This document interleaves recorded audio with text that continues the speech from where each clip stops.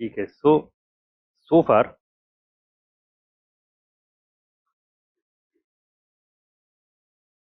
what we have seen is 1945 is the year when we have the beginning of the Cold War. Then what we have seen so far is time period from 1945 to 1962. This is the first phase. In that first phase, you may have some years of thaw, etc. वो तो हल्की सी बुगी है. So, and why the thaw occurred on one side because of the changes in Russia, and on the other side because of changes in America. In Russia, we have the going away of Stalin and coming of Nikita Khrushchev, and Khrushchev started something called as de-Stalinization and peaceful coexistence. दोनों चीजें. And in case of America, we have seen that McCarthy was discredited. McCarthyism was the Red Scare that completely grappled US from within, but now he was no more, he was discredited. So we know that people did not have to worry much about communism completely. So because of these two things, thaw started, but nonetheless, escalations continued. This is the first phase. In this first phase, we have seen some crisis, like Korean crisis in 1950s. उसके पहले भी आता है Berlin blockade. Then Korean crisis. Vietnam वो started correctly before here, continued afterwards. तो वो चलता रहा थिएटर में. वो 70s में जाके खत्म होता है. 30 years, of which the first 10 years are against France and 20 years are against America. ना, complete total 30. Okay, and now we have come to the next phase. That phase starts from 62 and goes on till 79. Yes. Then from 79 we'll go to 85. From 85 we'll go to 91. So there are total 4 phases of the Cold War. Very simple, very straightforward. In the first phase we have beginning, we have escalation in Europe. Then we also have war going outside Europe, and we also have thaw. And we have seen those dimensions very well. Now we will see something happened in 62 very significantly, that is the Cuban Missile Crisis. That was a turning point. World came at the brink of war कि अब नहीं तो कल युद्ध पक्का हो जाएगा, and that युद्ध will be a nuclear war. वहां से एकदम एज पे जाके दुनिया लौट के आई, and then people realized कि भाई ये तो कुछ गलत है, ऐसा नहीं हो सकता. So we started to go for some kind of betterment of relationship, and that phase is 62 to 79. So this phase is called as detente. Detente.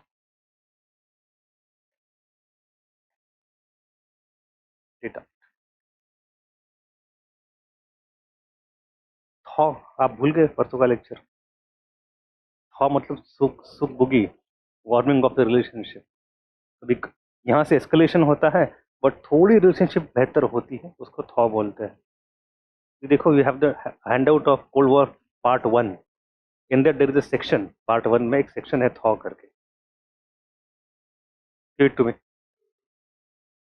आगे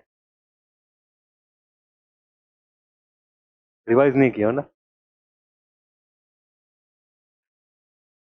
आखिरी पेज थॉ किया तो है रिवाइज. भूल गए, कोई बात नहीं, no problem. So you have 62 का Cuban Missile Crisis that we shall see in some time, and then we'll go to detente. detente मतलब अब रिलेशनशिप बेहतर हो रही है, कोई दिक्कत नहीं. But then suddenly in 79 things change and things start going southwards, and चीजें और खराब होती है. So this phase 79 to 85 is called as New Cold War.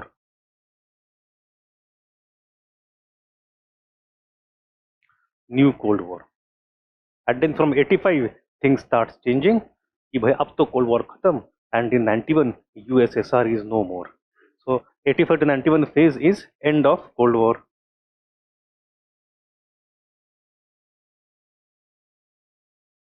So if you want to plot it, let us try. मैंने भी सोचा नहीं है, प्लॉट अगर करना है तो इंटेंसिटी ऑफ कोल्ड वॉर कैसे प्लॉट करोगे? समझो this is your x axis, it start somewhere here, it goes somewhere here, it comes down somewhere here because of thaw. तो ये है, and then in 62 it goes to the peak, right? Cuban Missile Crisis is the peak of the Cold War, yes, जो आज हम देखेंगे। उसके बाद thaw आता है तो दोबारा चीज़ें यहाँ तक इम्प्रूव होती है, सॉरी डेटांट आता है। तो this is the escalation, this is the thaw, this is Cuban Missile Crisis.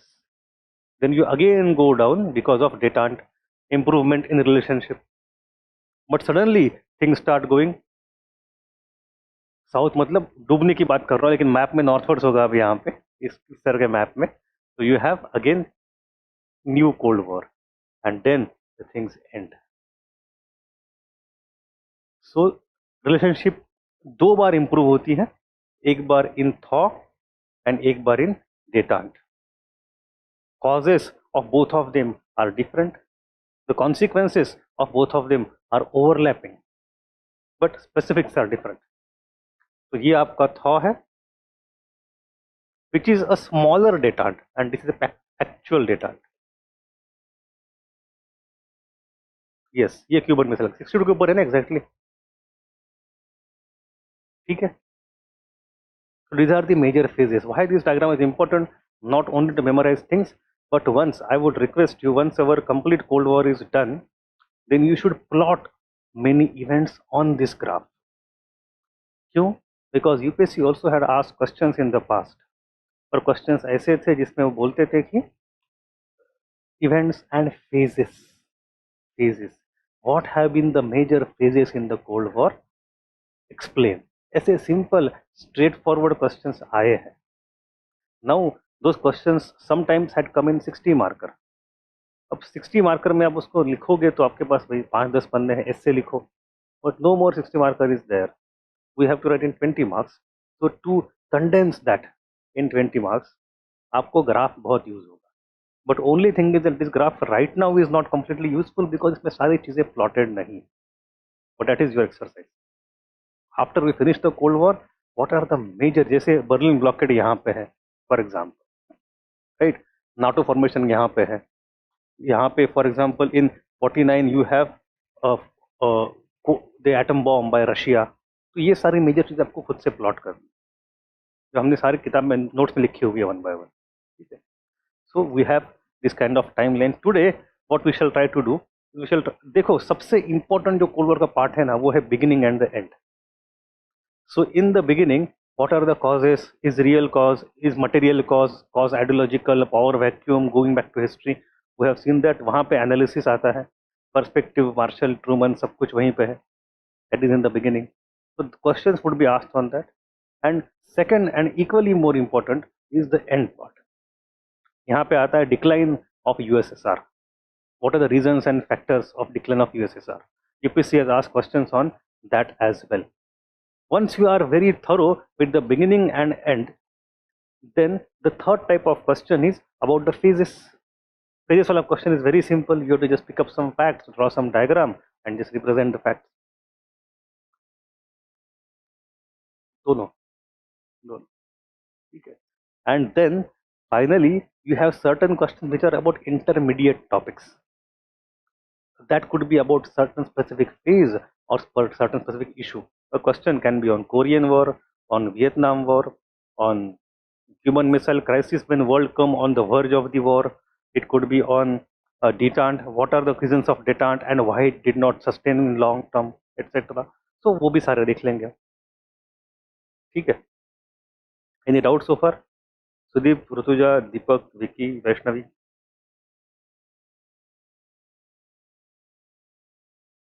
How many of you follow this global politics nowadays, international relationship, and especially from the security viewpoint? No doubt. Okay. शायद नहीं करते होंगे, but let me give you. आजकल पिछले 5-10 साल से there has been an issue going on for last 10 years called as tactical nuclear weapons. Right.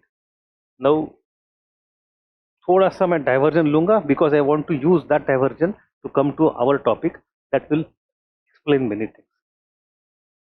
दो चीजें, फर्स्ट ऑफ ऑल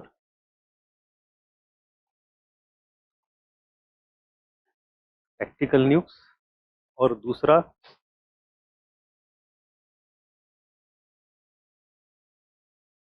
डिकैपेसिटेशन और डिकैपिटेशन। क्या शब्द होता है? डिकैपिटेशन होता है, डिकैपिटेशन होता है कंप्लीट खत्म करने को।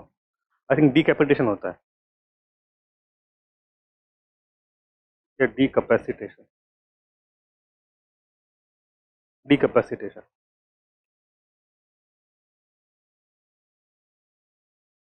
नहीं डिकैपिटेशन।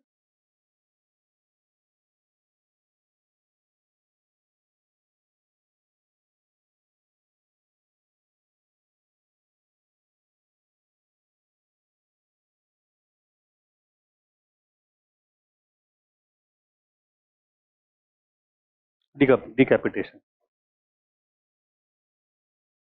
सर काटना, ठीक है।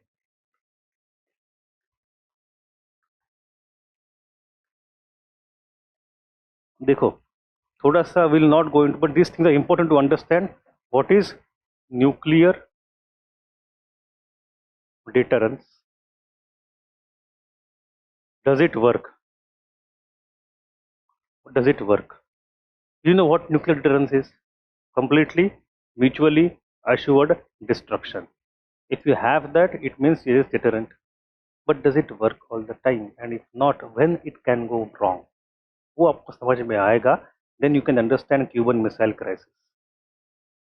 Then you say decapitation. I don't exactly still know what is the word decapacitation, और जो कुछ है ये खत्म करना पूरी तरह, सर कलम करना. मतलब ये है कि समझो इंडिया पाकिस्तान है and Pakistan launches nuclear missile on us. Sir छोड़ दो, शब्द छोड़ दो, यहाँ पे देखो. Pakistan launches nuclear missile on us. It can destroy couple of cities, 3 4 5 cities, 10 cities, but can it ensure that we have lost our capacity to fight back and send nuclear missile on Pakistan? अगर जब तक उनको guarantee नहीं है तब तक Pakistan can not attack us, because in retaliation हमारा क्या है? Massive disproportionate retaliation. This is the phrase that we use in our nuclear doctrine कि no first strike, will not strike first. But अगर किसी ने हमला किया तो will go for a massive disproportionate retaliation. आपका पूरा देश का इंच इंच हम तबाह कर देंगे, उसकी हमने गारंटी दी. एंड वो हम कब कर पाएंगे? We can ensure that massive disproportionate response only when we can devise a system whereby we know कि पहले अटैक जब हम पे होगा हमारे सारे न्यूक खराब नहीं होंगे, कुछ ना कुछ तो बच के रहेंगे कहीं ना कहीं चुप के. एंड इसीलिए we go for on land, on air and in water, ताकि एक हमले में कोई सारे खत्म ना करे, तो हमें गारंटी है कि उसको गारंटी रहे कि उसके बाद वो तबाह हो जाएगा. That is nuclear deterrence. So second strike capability को इंप्रूव करना is a part of nuclear deterrence. And if you want to go and attack somebody, if you want to go and attack somebody, it means that you need to guarantee कि that person or that country does not have second strike capability. अगर आपने वो नहीं किया तो फिर आप खत्म, right? So that is nuclear deterrence, but nobody can be sure whether they have finished next country's second strike capacity fully. वो गारंटी कोई नहीं देती और बातें वहां पे फंस जाती है. इसलिए there is mutually assured destruction. The stockpile of nuclear weapons is increased to such 300 warheads, 500 warheads, 1000 warheads, 2000 warheads, सब जगह डिस्ट्रीब्यूटेड यहाँ वहाँ. उसमें क्या होता है? उसमें ये होता है कि then you come to tactical या ये वाली चीज. अगर हमने इतने सारे वॉरहेड्स बना दिए, we also need to know we can respond very quickly. तो क्विकली रिस्पॉन्ड कैसे करेंगे? जब न्यूक्लियर वेपन अगर आपने बनाया है ही नहीं, उसको एनरिच करके फ्रॉम 90 to 100%, उसको वेपन ग्रेड बना के, उसको माउंट करके, इंस्टॉल करके, उसको डिप्लॉय करना, बस बटन दबाने की देरी. वहां तक आके रुकोगे तब जाके तो you will have the immediate response ability, right? ध्यान है? हाँ.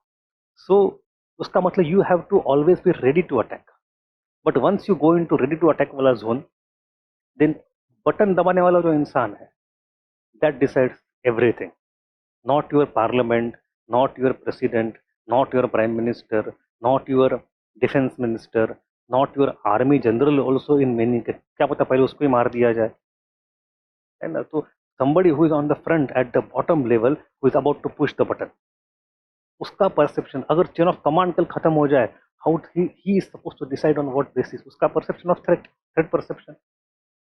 तो once you go for teeth to teeth, मतलब आर्मी की सब जगह न्यूक्लियर लगा के रखे, जैसे कोल्ड वॉर में थे जुपिटर मिसाइल, यहाँ पे टर्की में, वेस्ट जर्मनी में, इटली में, ग्रीस में, सब जगह, जापान में, साउथ कोरिया में, ताइवान में, इतने न्यूक्लियर रखे हैं.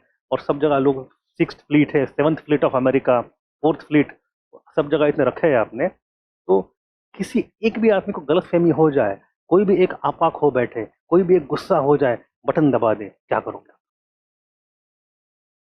So the reason that Cuban Missile Crisis is very important is that we understood balance of terror is okay, provided on the both sides there are rational actors. People are cool-headed. They sit together, they deliberate, and they think and they find out कि भाई nuclear attack करना गलत बात है, नहीं करनी चाहिए. तभी तो होगा लॉजिकल डिटरेंस. अगर कोई पगला के जाके बटन दबा दे, घबरा के बटन दबा दे, गुस्से में बटन दबा दे, क्या करोगे? There is no deterrence. तो गुस्से में बटन दबाने की अवस्था तक हम पहुंचे हैं क्यों? ऐसे मल्टीपल टाइम्स हुआ है in Cuban missile crisis, multiple times, कि दोनों कंट्री की सेनाएं सामने खड़ी है, दोनों के न्यूक लगे हुए हैं, एंड बहुत हाई टेंशन है, for 13 days high tension. Suddenly होता है दैट यूएसएसआर की एक पनडुब्बी आती है, one submarine of USSR comes, and then it comes under attack from US. No, the submarine is nuclearly laced. Submarine is nuclearly laced. They have on board nuclear missiles, and they are under attack. They have to respond. होता क्या है? One person doesn't respond. Submarine के अंदर 3 लोग हैं. All 3 have to agree. Only then nuclear is launched. उस case में out of 3, the 2 agreed. एक आदमी ने कहा कि नहीं दबा के button, and then later on they came to know कि हमला गलती से हुआ. अगर बटन दबाते तो क्या? America had no option. America would have had no option but to retaliate massively and destroy entire Russia. Russia would have no option but to destroy दुनिया खत्म. Similar thing happened in case of U2. U2 नाम का उनके spy planes होते थे. There is a U2 scare अलग से 1960 की. This different instance in 62 that American plane was coming over Cuba and then Russians just found it and shot it down. Now plane आपका spy plane अगर डुबा दिया है, गिरा दिया है, you have to respond.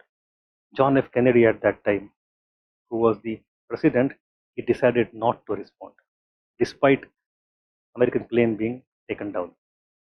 अगर वो रिस्पॉन्ड करता उस समय, then they come to know plane भी गलती से गिरा था.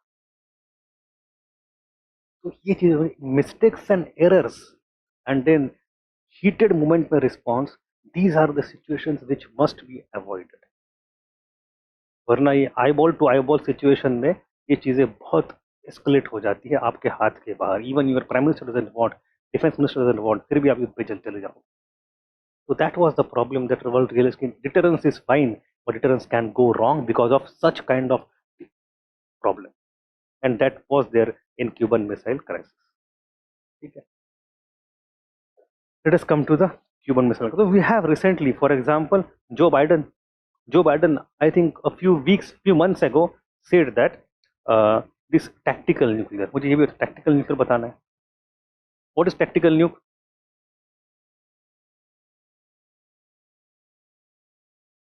न्यूक्लियर वॉर का मतलब होता है मैसिव डिस्ट्रक्शन ऑफ एंटायर, सब पूरा शहर तबाह कर देंगे. कम से कम 50 square kilometre are gone, not a single पत्ता वहां पे बचे.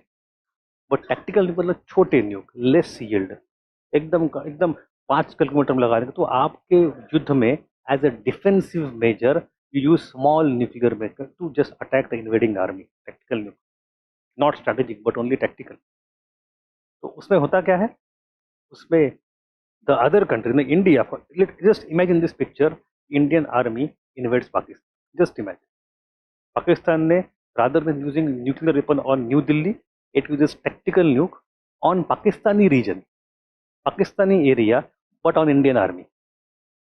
अपने 2000 लोग मारे जाते हैं, उनके भी 10,000 लोग मारे जाते हैं. will you consider this as attack on India? Nuclear attack on India, and will this require massive disproportionate retaliatory measure?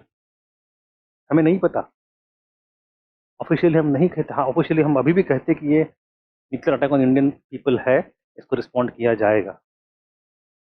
तो these are the problem. Tactical nuke की वजह से होता क्या है कि the probability of using it increases. So now the era is the nuclear proliferation has happened to such a level where you have no tactical nukes coming up, जो कि war heads में लगे होते हैं, तुरंत अप्लाई किए जाते हैं, जा सकते हैं। So there was a very great episode in Yes Minister. Yes Minister was a series on BBC. 80s में आती थी, and in that there was an episode where same discussions happen between the minister and bureaucrat, and they talk of salami tactic. आपको मैं कभी दिखाऊंगा उस episode को, अगर हम कभी मौका मिले तो। It's a beautiful episode.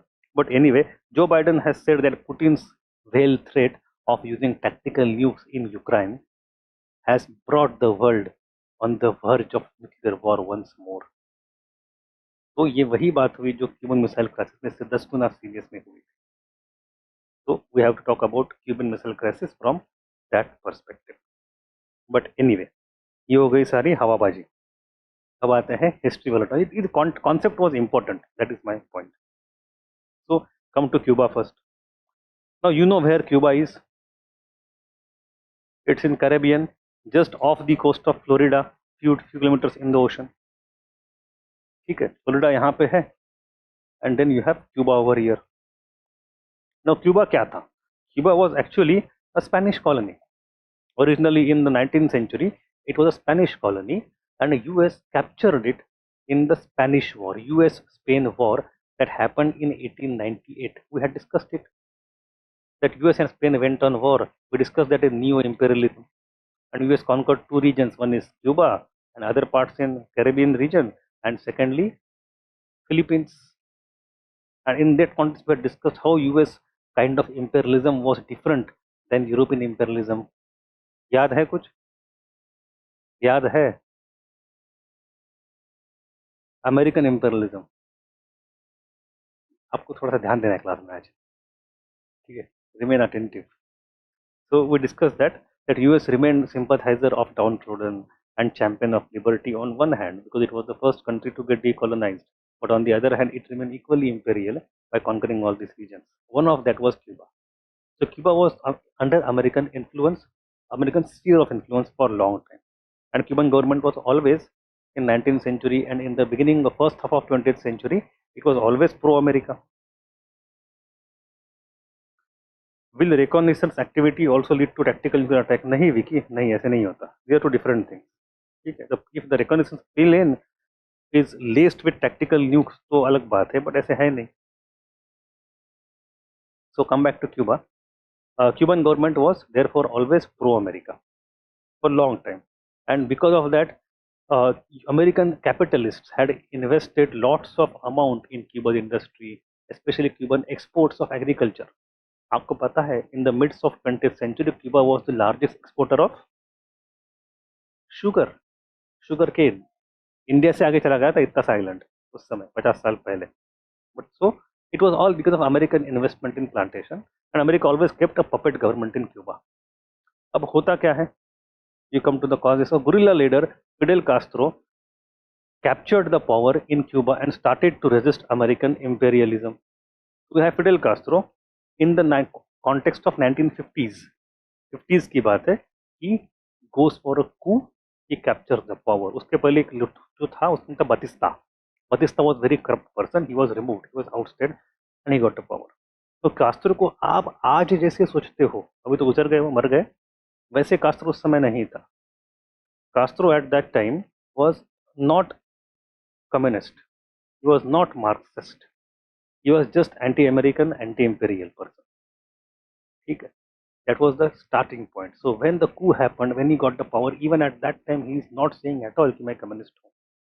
He is only saying कि I want to be anti-America because America is looting us. They are controlling us and all those things. So there was a rise of guerrilla warfare. I know again, guerrilla warfare, and he captured the power. When Castro took over power from the discredited dictator Batista at the beginning of 1959, He was far from admitting that he was a communist. In 59, after taking power, he even went to US. US में गया था power में आने के बाद, and he gave the assurances to everybody in industry and in finance. Don't worry about your investments. Your investments are safe with me. I will not do anything unheard of, unthought of.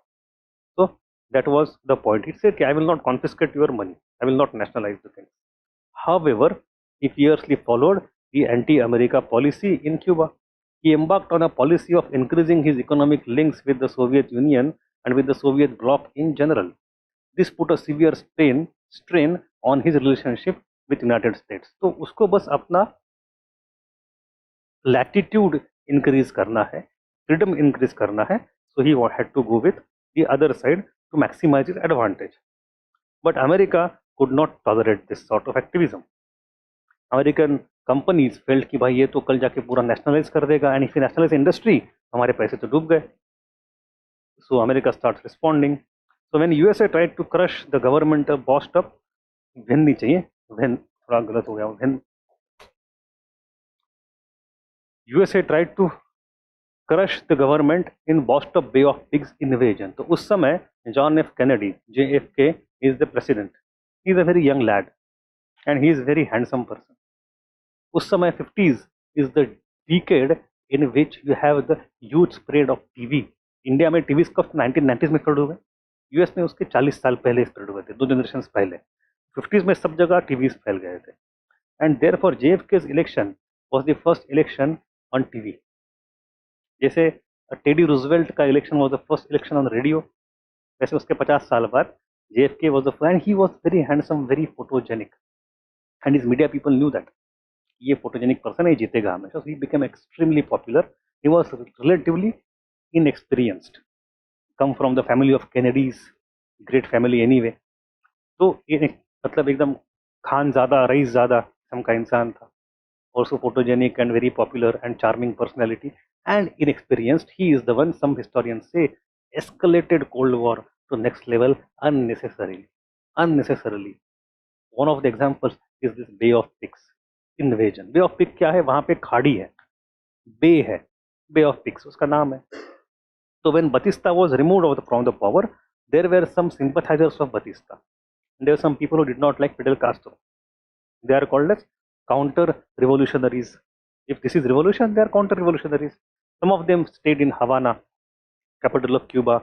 Some of them were in other parts of Cuba. Some of them had come to Florida. Florida में there is a huge amount of Cuban expatriate community even today. इनको वहाँ का राज पसंद नहीं, सब बाकी Cuba आ गए. And they have continuous links. चलो माफिया कनेक्शन भी कई सारे होते हैं, ये स्मगलिंग कनेक्शंस भी होते हैं, but you have large expected community of Cubans in Florida. तो American secret service agency CIA ने एक प्लान बनाया.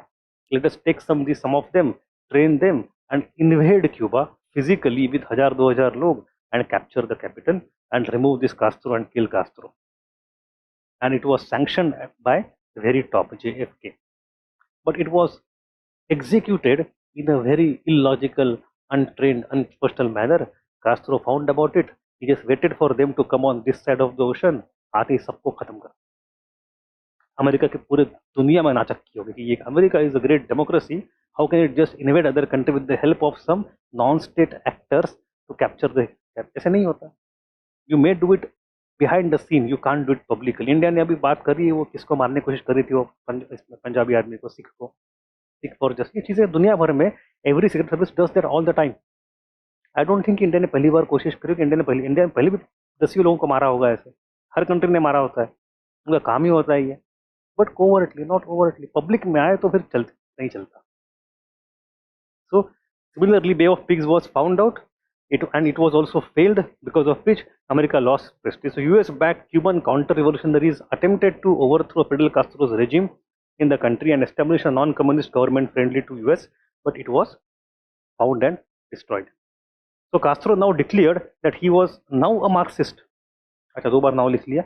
अब कास्ट्रो ने कहा अब तो मैं भाई पूरा एंटी अमेरिकन था ही, अब मैं मार्क्सिस्ट हूँ. I belong to the second block in the cold war. Cold war is at the peak at this time. Cuba, a socialist state, I am a Marxist, and he developed intimate relationships with the Soviet Union. उस समय Who was the premier of Soviet Union and party secretary? It was Khrushchev. अब Khrushchev जो था, he was waiting for such kind of thing. On one hand, Castro needed a powerful godfather. Castro came to know that I cannot survive so close to America unless and until I have a powerful backup. कोई ना कुछ मुझे back करे. And on the other hand, Russia में Khrushchev था, he had his own requirement. दोनों के interest align हो गए. What were the interests of Russian? वो ये था कि by this point of time, America had already encircled Russia with weapons, especially nuclear weapons. West Germany हो, टर्की हो, साउथ कोरिया बाद में हुआ, बट जापान हो, इवन मेडिटेरियन सी के अंदर उनकी एक फ्लीट होती थी, हमेशा आज भी होती है, which is nuclearly empowered. We have all this people. Russia feels threatened. भाई मेरे हाथे में इतने न्यूक्लियर मिसाइल रख दी है, आपके हाथ में कुछ नहीं है, let me show you your own. कैसे लगता है? तो Cuba is very close to America. तो रशिया ने कहा मैं आपके यहाँ, don't worry Fidel Castro, I will put my missiles there, you will not have any threat. America will not even there in future to invade your country once more, जब हमारे nuke वहां पे होंगे. So you have this thing going on. An agreement was made between the two, and by 1962, a number of clandestine missile launch facilities began to be constructed in Cuba. The 13-day Cuban Missile Crisis, when President Kennedy received a report of began. थोड़ा सा रात में गड़बड़ हो गई है, began.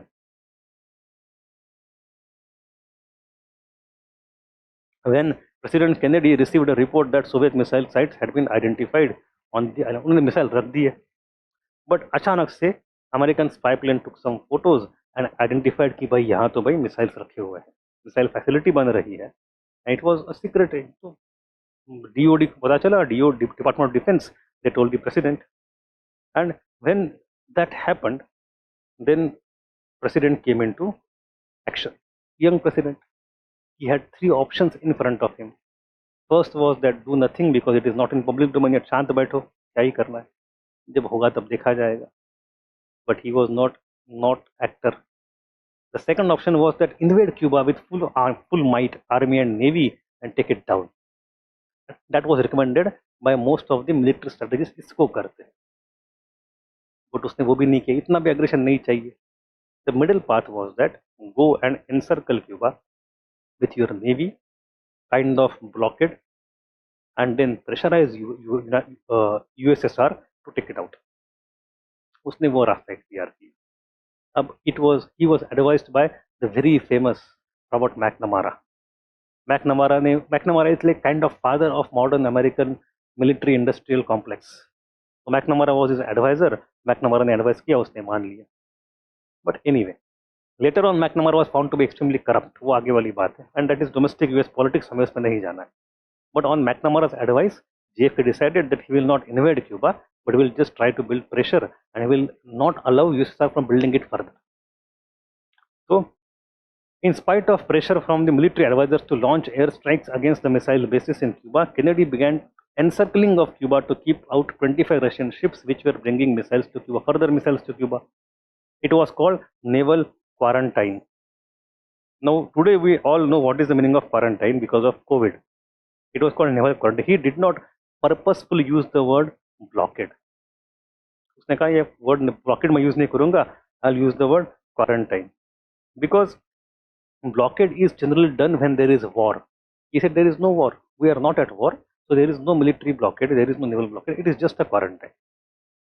But everybody knows it is same thing. So US destroyers and submarines were placed around Cuba in order to prevent military supplies being brought to the island. अब facility बन गई है, मिसाइल सारे नहीं आए हैं. So at that time, these Soviet ships were approaching with missiles to install them there. तो उनको उसने रोक दिया.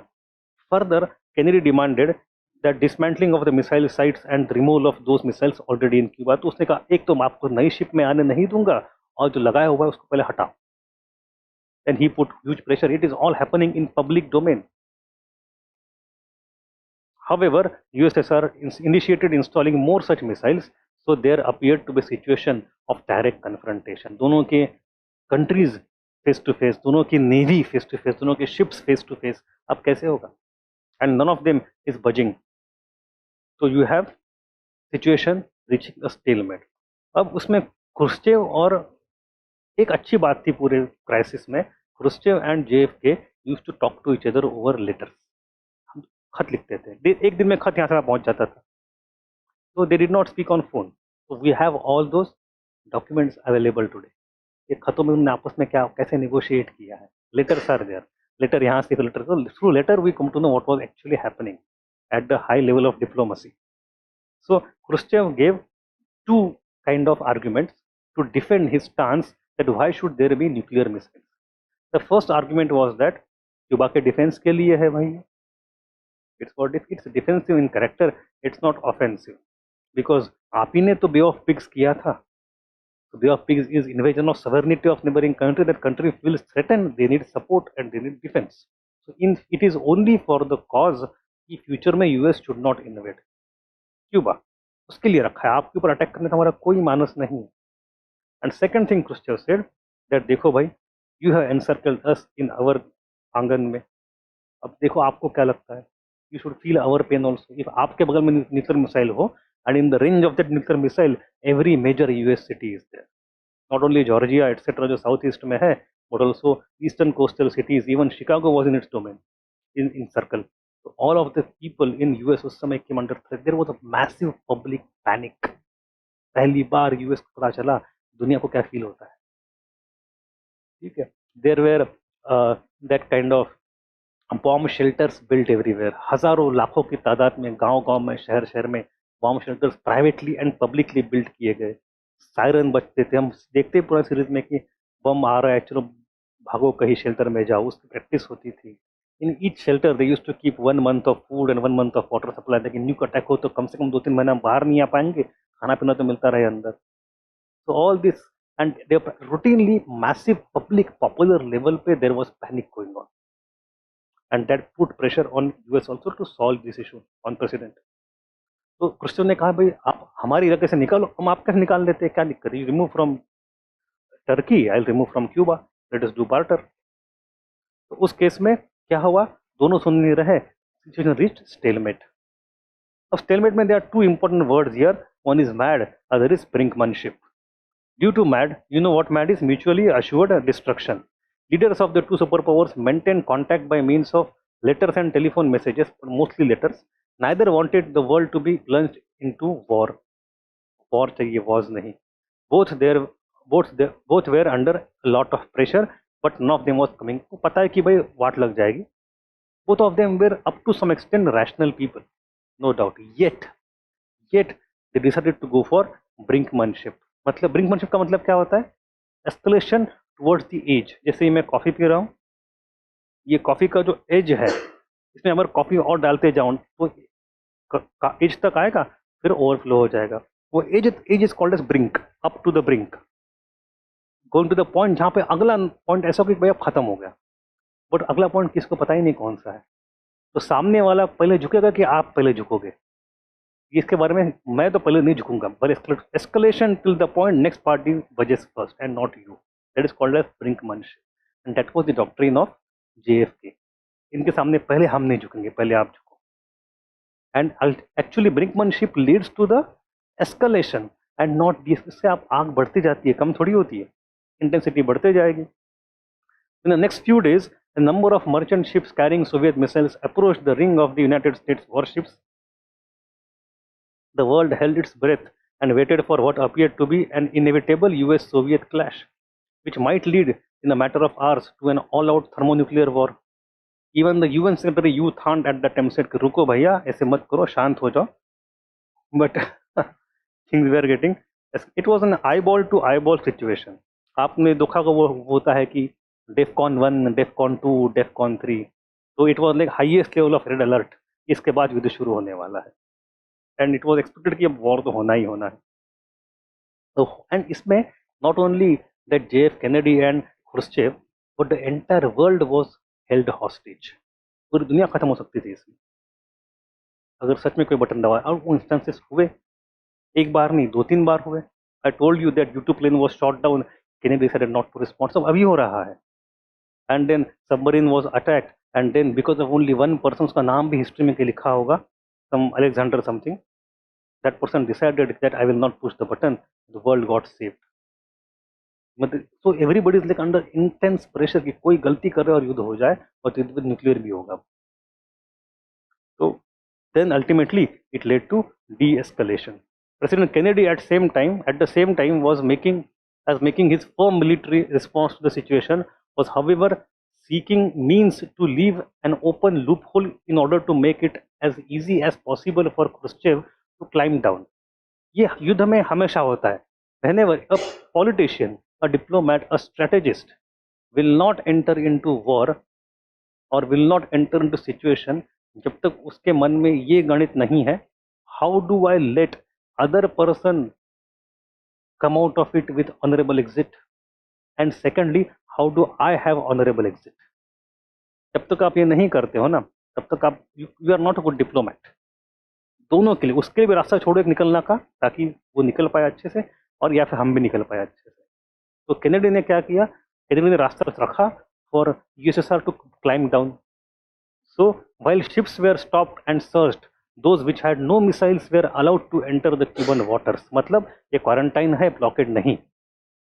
So I am not against USSR. I am against only missiles. Otherwise, USSR may continue to have complete trade and full relationship with Cuba. I have no problem.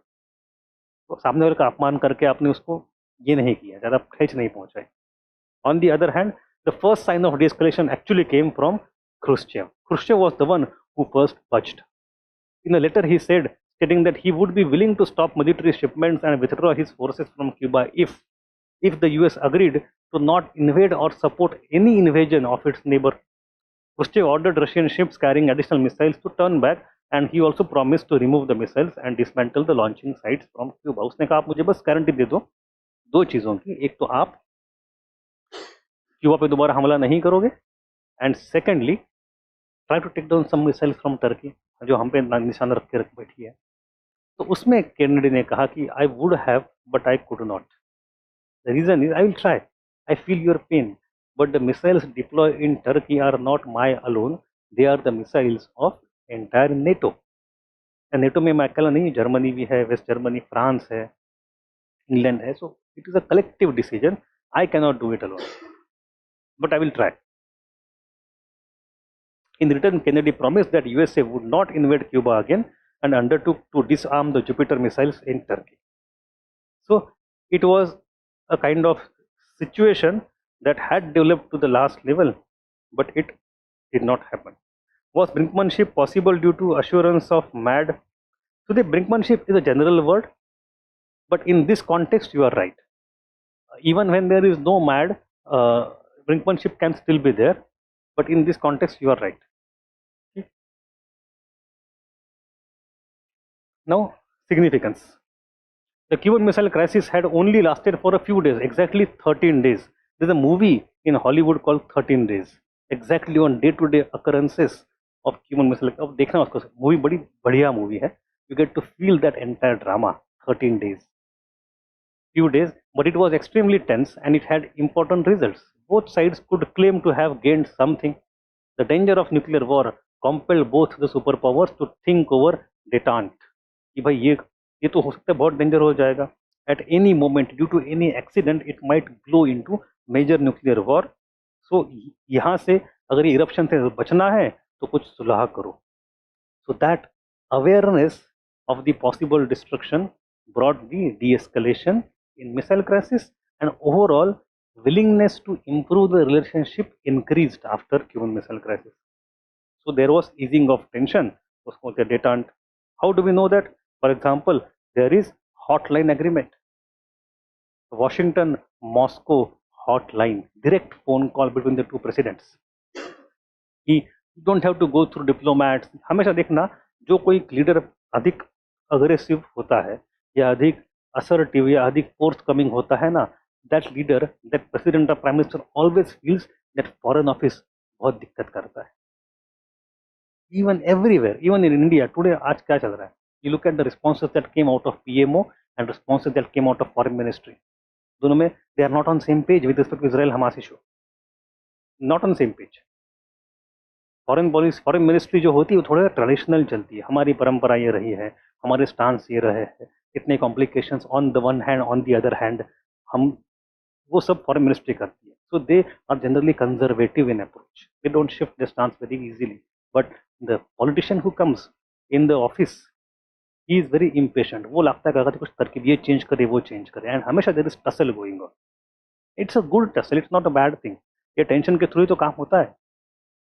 तो even we saw that in Israel issue, in India itself foreign ministry was more pro Palestine, pro हम भी, मतलब pro, not anti Israel but pro Palestine, but the PMO is more pro Israel. ठीक. अब ये भी सोचने वाली बात है ना कि the people who reach the foreign affairs के टॉप लेवल पे, जो ऊपर वाले 50-100 लोग होंगे, those who open the, those who handle the PlayStation desk system होती है मिनिस्ट्री में अपने, तो वो तो कम से कम 20 साल पहले रिक्रूट किए हैं. मतलब वो 2000 के आसपास के रिक्रूट ही होंगे, अब तक यहाँ तक आते आते पहुँचे हैं वो. तो एट दैट टाइम जो माहौल 1990s का जो माहौल था, दैट इज देयर माहौल ऑफ देयर अपब्रिंगिंग, तब वो सिलेक्ट हुए थे. तो थोड़ा सा फेज लैग चलता रहता है फॉरेन पॉलिसी में. बट एनीवे, कोई बात नहीं. Come here. So agreement, hotline agreement was there between the two countries, because of which दोनों डायरेक्टली बात कर पाए, bypassing their foreign office, department of defence etcetera, ताकि अगर दिल से दिल बात हो जाए तो बात क्या ही रहे. Then there was also PBT, partial ban agreement or partial ban on test, ताकि न्यूक्लियर वेपन ना बढ़े, no proliferation. There would be no more brinkmanship on one side or the other. The USSR came to realize that it lagged behind the USA in the matter of nuclear arsenal, and thus it started to further strengthen its nuclear stockpile. कि अगर युद्ध होता है तो आपके पास हमसे अधिक बम है. तो वो प्रोलिफरेशन हुआ, बट डोमेस्टिकली हुआ. For Europe, the crisis had been the plainest evidence that there was now a bipolar world in which decisions would be reached by the superpowers without Europe being considered. और ये Europe को बहुत खली, हम दुनिया पे राज किए हैं, हम कुछ नहीं, क्योंकि directly it is happening between Russia and US. And even there was a huge problem in NATO. NATO के अंदर ना हमेशा France has been outlier. You see the tensions between Britain and France. It's not that easy to be inside NATO for France. क्यों? क्योंकि France is a great power, but Britain thinks that it has a special relationship with US. क्योंकि हमारी country थी पहले, दोनों साथ में तुरंत आ जाते हैं. फ्रांस रह जाता है अलग थलग. तो France has always a suspicion in mind when there is equal voting, and British American interest, Anglo American interest would prevail, and I will not be given due consideration. तो फ्रांस ने कहा कि ऐसे नहीं होगा. In every decision we have to have a kind of meeting in which I am also present. आप मुझे sideline नहीं कर सकते. तो फ्रांस अमेरिका टेंशन रहते थे, specially when NATO formed its own nuclear Arsenal. उसके ऊपर हेडिंग कौन करेगा, उसके डिसीजन कैसे होंगे, huge tension. Secondly, France has its own interest in Algeria, in Morocco, in north of Africa, but that which directly impinges upon French security is completely outside NATO का domain. तो France ने कहा भाई मेरी समस्या जो है उसको आप एड्रेस नहीं कर, बस आपकी समस्या लेके बैठे हो. तो bring North Africa into NATO का influence and security problems also, तब तो मेरे प्रॉब्लम्स सॉल्व होंगे. तो who will control nuclear power, who will decide, Britain और फ्रांस और all together, and what is the security domain of total NATO. इनके वजह से इतनी दिक्कतें बाद में हुई. इन 70s फ्रांस ने नेटो को भगा दिया. France came out of NATO and NATO was removed out of France. उसका हेडक्वार्टर भगा दिया, हमें नहीं चाहिए आपको लेना, we don't want to do anything with you. But that problems which occurred in 1970s started in 60s during and as a consequence of Cuban Missile Crisis, जहां पे अमेरिका ने इनको कंसल्ट ही नहीं किया था. ठीक है. So you have, it created difference between US and France about NATO's policy. इतनी सारी कहानियां लिखने की जरूरत नहीं, this line is enough. And one thing we have to agree, Fidel Castro died a few years ago only. So Castro could rule for next 50 years despite multiple attempts on his life. It's because of Cuban Missile Crisis. America ने promise दिया, कोशिश की, CIA ने कई बार कोशिश करी भी उसको मारने की, वो बच के रहा, नहीं मरा. तो Castro could rule for 50 more years only because of Cuban Missile Crisis. So that you can also add over here. One more significance. Castro lasted for next half a century. due to the promises made as a consequence of the Cuban Missile Crisis. ठीक है? I think this was easy, not difficult at all. Any doubt?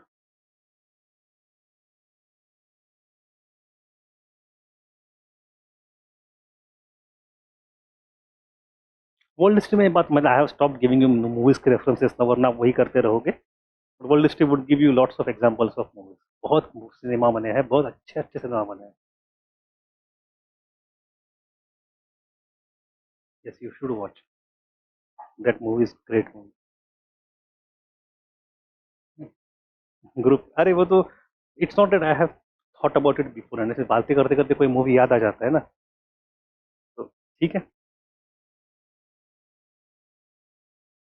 Not publicly, not overtly. There have been many stories circling around that CIA secretly tried to assassinate Fidel Castro, but Castro उनको नहीं कर पाए. इसी लोगों को Cuba का मतलब क्या बताया? बस क्यूबन सॉन्ग, सिगार, क्यूबानो वो सैंडविच जो आता है, और क्या, sugar. And if you read the Hindu, then Cuba का ओल्ड हिंदू आजकल दिखते नहीं है, वो 5-10 साल पहले तक लिखा करते थे. क्यूबा का model of hospital, education, everything, social state कितनी अच्छी है वहाँ. ठीक ठीक है. तो कैनेडी के बारे में there is a debate. Initially John F Kennedy was praised very much for his active role in resolving this issue, कि क्या लीडरशिप दिखाई है. But now gradually he has come under criticism. एक तो पहली बात तो ये है कि he could have called Khrushchev's bluff. अगर क्रुश्चेव के पास इतनी हिम्मत थी ही नहीं तो उसको पहले ही कॉल ऑफ वो कर सकता था. He could have called off Khrushchev's bluff. He could have attack Cuba and resolve this issue very quickly. उसका फायदा क्या होता? Castro would have been removed in 62 itself. And for next 50 years, America wouldn't have had to tolerate Castro's policy. But JFK ने वो नहीं किया. He was not enough aggressive. That is one reason because of which historians of today accuse him that you are not a good leader. The second thing is that in the first place, Kennedy allowed this crisis to fester. उसको जिस समय पता चला चुपके से fight plane भेजता, destroy करता, काम ही खत्म हो जाता. तो 13-day crisis did not have happened. It happened because of perhaps the inept and inexperienced leadership of Kennedy. Kennedy की बात करो थे. हाँ. So these are the historians' assessments of crisis today. But ठीक है, जो कुछ हो. Now write down a question.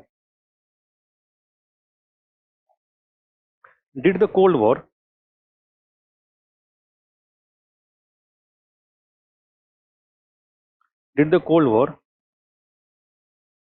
ever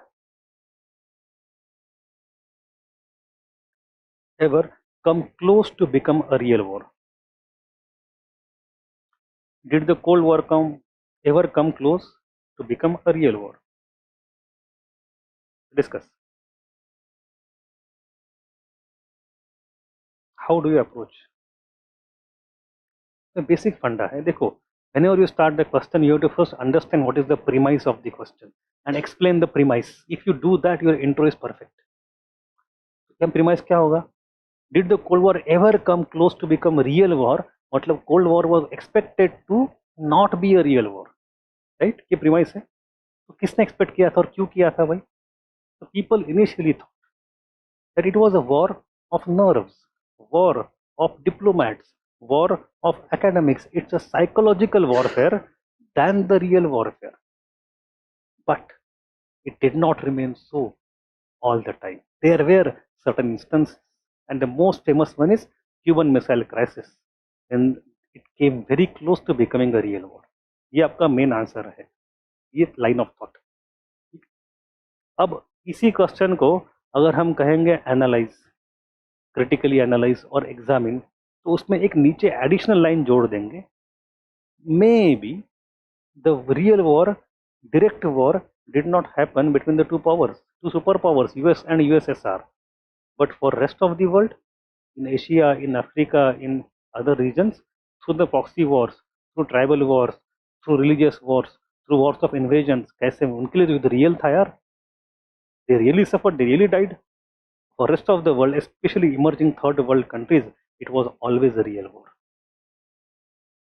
This is how you give a twist at the end. Simple. तो पॉइंट ये था, why would it not turn into real war? क्यों लगता है आपको, why would it remain confined to only ambassadors and diplomats and psychology and sports events? Why people expected that it would not turn into real war? इतना मैंने बता दिया। MAD, MAD, balance of terror, balance of terror. But इसी question को आप और खोल के बता सकते हो, balance of terror was still there, but accidental issues could have overcome the balance of terror and led to the real war. यहाँ तक पहुंचे हम कई बार और लौट के आ गए। So even though nobody intended war to happen, nobody wanted war to happen because of the balance of terror due to mutually assured destruction, still the war could have happened because of accidental issues. ये problem, इसको आपको लिखना है answer. ठीक है, is it clear online?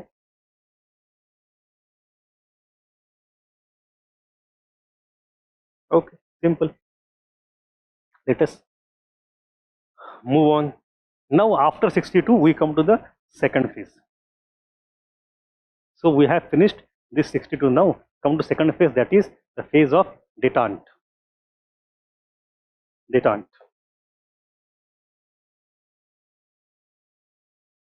During this period of 62 to 79, significant improvement was witnessed in the relations between the two superpowers. It was a phase of comparative international peace commenced in 1962. Not peace, but comparative peace. Comparative मतलब क्या है? It means that it's not that hostilities have completely stopped, but they are much reduced compared to the earlier era or first phase. So comparative international peace is prevailing in 60s and 70s. What are the causes? The Cuban Missile Crisis itself, when it appeared that a full-fledged war was about to break out and MAD would get operational, forced both superpowers to take steps to reduce hostilities and improve the relationships. Very easy. The second one, economic difficulties being faced by Soviet Union forced Soviet leadership to adopt a conciliatory approach. By 60s, the Soviet Union was finding the cost of Cold War competition crippling for civilian economy. This topic we'll discuss day after, मतलब कल दोबारा एक बार, what happened inside Soviet Russia. That is also very important, because fighting a war is not easy on every single front. So much so, you know how much of the national budget that Russia would have been spending on Cold War preparation, on military preparation during these decades. अब कुछ number कितना percent? More than 40, but you are right, 40 to 60%. लगभग national, आधा national budget going to only military. And even in case of US, because the economy was almost double, triple of that, says they did not go to that much of percentage in relative terms, but in absolute terms, they were even more than USSR. ठीक है, it led to creation of a huge military industrial complex. आज भी operational है वो, आज भी. Then the West European nations worked actively to improve their relations with Eastern Bloc. अब उनको क्या लगा, जो वेस्ट यूरोपियन नेशंस थे, उनको रियलाइज सिर्फ ये नहीं हुआ कि यार we are nobody and these talking, ये दोनों आपस में बात कर रहे थे, also realize we are the front line, we are the front line. US तो बैठा है बढ़िया से वहां पे, Russia has a big strategic depth on Siberian side. युद्ध कहाँ पे होगा? हम पे ही होगा, पहले मरेंगे हम. तो पीस में इंटरेस्ट किसको ज्यादा है? हमें. तो West European countries or other European countries started to become more active and wanted to diffuse the tension. Especially you have वहाँ पे France which goes little bit anti-America, and secondly West Germany. West Germany at that time start becoming active. So ये दो countries, and therefore West Europe, they realize कि they are the frontline states. And fourth, even the emerging third world countries also start taking steps to diffuse the tensions, especially नाम, non alignment movement. अपने syllabus में topic अलग से है, we'll study नाम in detail, don't worry. नाम also नाम है, और there is also one more thing, OPEC, oil producing countries, right? So even they, because you have in 1970s at that time क्या होता है, oil imperialism, oil price rise, right? So वो सब चीजें, but ठीक है, will not need to go there because of all these things gradually. And war start becoming more complicated as well because of rise of Middle Eastern countries, rise of NAM, rise of third world. The world is not so easily divided between only two blocks. There is more complication than seeing it into binary. It is no more binary. So what are developments that took place in this era? The first is, we started with hotline agreement between USA and USSR, direct phone connection between the two. Then we have partial test ban treaty, PTBT or PBT, दोनों को PBT भी चलता है उसको. It reduced the tension of nukes. The third one is non-proliferation treaty, NPT. Today भी India में it is very debatable. Now, why was NPT created? Because in 1964 China did nuclear test. तो उसके वजह से क्या हुआ, पहली कंट्री जो कि non white non western country है is now nuclear powered, and that created fears of further proliferation. तो कैसे करें? We have NPT. West wanted to stop further spread. Now can you tell me the years in which countries got nuclearized publicly? USA, then USSR, उसके बाद कौन सी country आती है? Britain, French, and then you have China. इसके बाद तो चलो बाकी बहुत कॉम्प्लिकेशंस हो गया, India, Pakistan, North Korea etcetera, and Israel and Iran. ये पांच के अलग से बात, but will not go into present time. Let us come to 50s and 60s and 70s only. So when did US publicly become? 1945.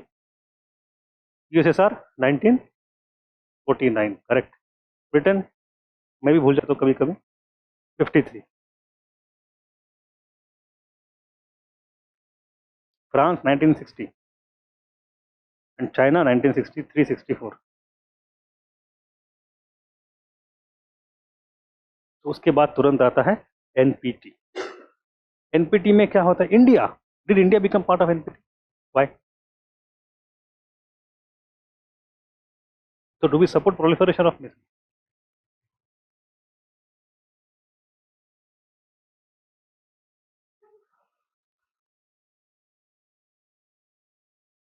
See, at that time, Pandit Nehru is there.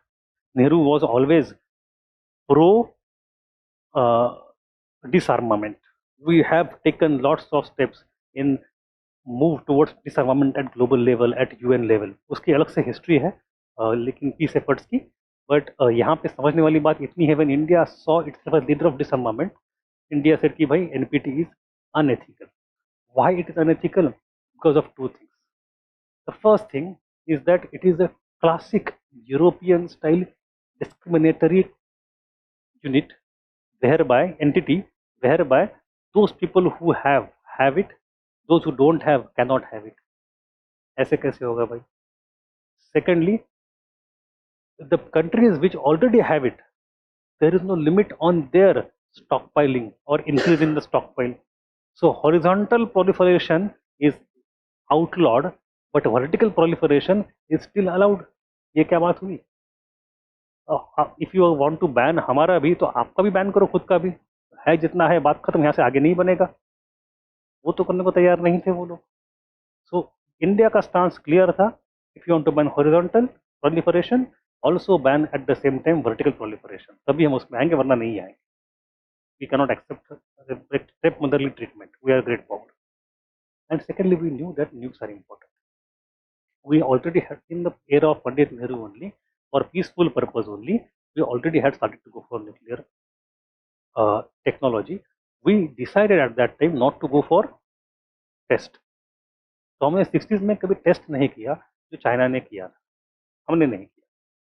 But that doesn't mean we were not capable of doing test. It was a political decision not to go public with the testing capability. We had already acquired some amount of capability. Trombay तो हमारा Trombay reactor China से पहले बना हुआ है, ठीक है. But anyway, so once you come to Cold War, now you come closer to our today's reality one by one. Next part, improvement of China-US relationship. It is called as okay, China-US relationship. Kissinger, Henry Kissinger, secretly visited China, facilitated by Pakistan. In 71, Chinese communist regime was recognized by USA, and 72, US President Nixon visited China and met Mao personally. So ये जो दो लोग हैं, Henry Kissinger and Richard Nixon, इनकी एक जोड़ी थी. And they were very practical people, real politic, and no more idealistic. In the US foreign policy, foreign office, you will see many people are idealist. They want to export American values. They want to export democracy. They want to fight and spend money to uphold only some value system which is intangible. They want to talk about the religious problems in every single country across the world. तो वो एक उनका वहाँ पे एक strong lobby है. But not all people are like वो दुनिया दुनिया देखें, हम अपना देखें.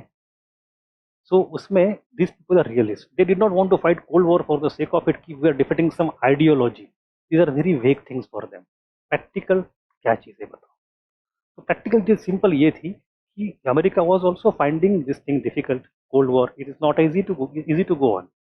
In 60s, the 60s का दशक जो है वहाँ पे there is something called as Sino or Sino Soviet split happened, and it is very interesting, although little bit outside syllabus. समझो इसको, because if you don't understand that, you can understand this. Chinese civil war हुआ, and we'll see in the next lecture how Chinese revolution happened. After Chinese revolution, China became a communist country. US never liked it. China became friend of Russia. US never liked it. So much so that Korea, Vietnam भी हो गया, फिर भी दिक्कतें चल रही थी. By mid 70s, America wants to come out of Vietnam, but how to look for honorable exit?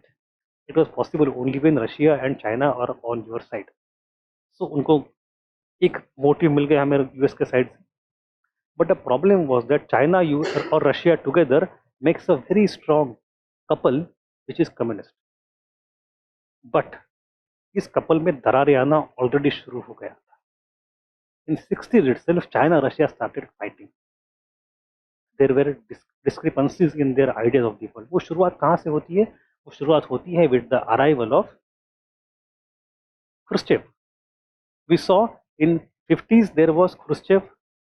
Nikita Khrushchev आता है, and Khrushchev की वजह से de-Stalinization शुरू होता है, peaceful coexistence शुरू होता है.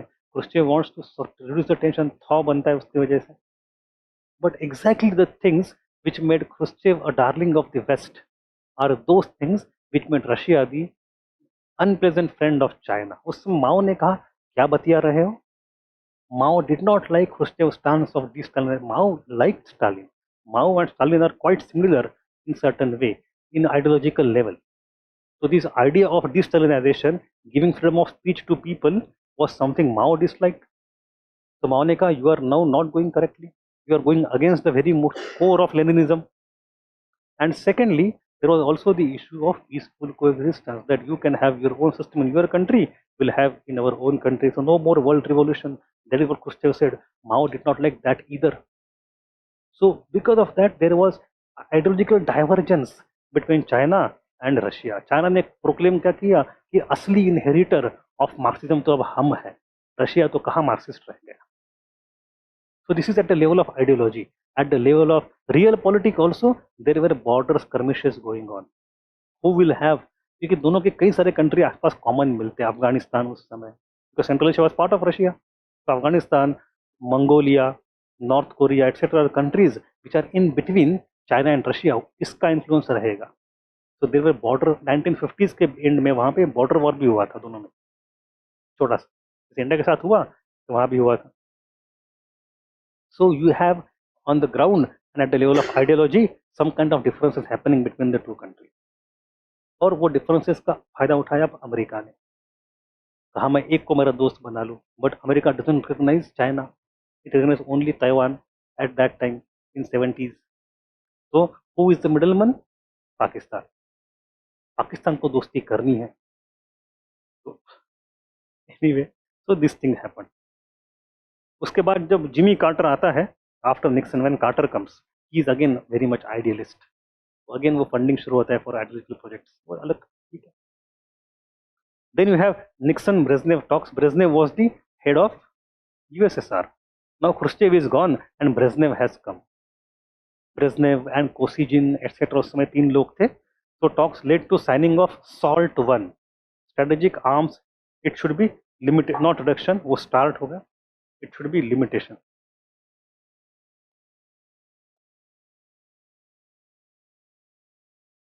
Not reduction. Strategic arms limitation treaty.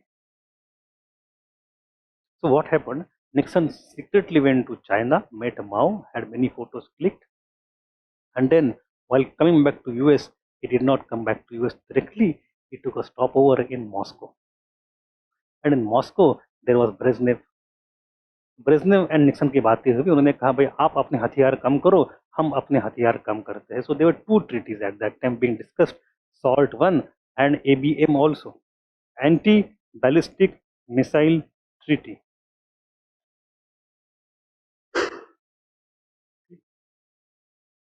So you have those things happening. Then the withdrawal of American forces from Vietnam also improved the relations. 73 में ही होता है वो. The failure of American policy of containment in Vietnam convinced the US leadership that some other strategies have to be adopted to counter communism. ये तो काम नहीं कर रहा है, so withdrawal from Vietnam, नाक कट गई पूरी, 60-70 हजार लोग भी मारे गए आपके. Then we have major agreement called Helsinki Agreement. Helsinki कहाँ पे आता है?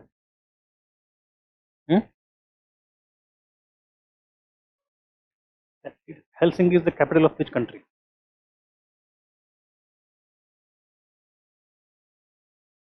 अब ढूंढो, इतना मैं नहीं बताऊंगा. But it's in Europe, northern Europe. अब बताओ, नाम बताओ यार, ऐसे मत करो, कंफर्म करो.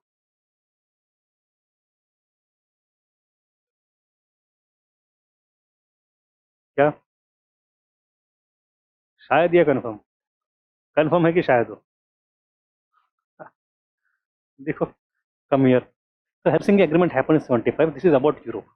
The agreement emphasized the principle of the inviolability of borders and respect for territorial integrity, seeking to reduce tensions related to border disputes. तो इसके वजह से थोड़ी दिक्कत. Finland is a unique country. Finland का ना उस समय, if you go to Finland once, आप देखना आपको मजा तो आएगा, बट वहाँ पे you have a model call Finlandization. Specially in western Germany वो बातें ज़्यादा होती थी. फिनलैंड ने क्या किया, it came under, it is actually belonging to the capitalist side, but it came under USSR का influence also, specially with respect to media and universities. तो इकोनॉमिक कैपिटलिस्ट है, इंटेलेक्चुअल क्लास लेफ्टिस्ट है. That is the kind of model that evolved in Finland. ये तो दोनों तरफ पैर कर रखा था, तो वो न्यूट्रल ग्राउंड थे एक किस्म से. So the agreement emphasized कि territorial integrity रहेगी. It included provisions for increased economic cooperation and exchange between Eastern and Western European countries. It was groundbreaking in its inclusion of human rights provisions, and also led to the promise by Stalin that, followed by Brezhnev, that elections would take place in Eastern Europe. हम promise करते हैं, हुए तो नहीं, अलग बात है. So this Helsinki agreement did not materialize much into anything, yet it improved the atmosphere overall. It eased the tensions. Okay, so these are all the developments that took place during detente. We have seen the causes, we have seen the development. What are developments? Development is nothing but the developments that happened in 60s and 70s. तो डेटान अगर होता successful तो war ही खत्म हो जाता, there would have been no more cold war, but वो नहीं हुआ. Things went back. Detente could not continue for longer time and proved short term. Soon the old enmity resurfaced, new tensions appeared, and the Cold War was revived by the end of 1970. तो अब आते हैं हम next phase में, and next phase is called as the new Cold War.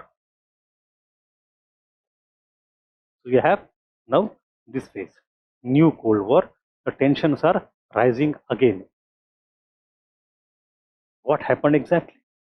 And the major thing is invasion of Afghanistan. So during this period, the hostilities between the capitalist and communist blocs got intensified once again. So either second Cold War or new Cold War. Both the blocs condemned each other and took vows to destroy the opponent. अब दोबारा हमरा तुमरे पे आ गए.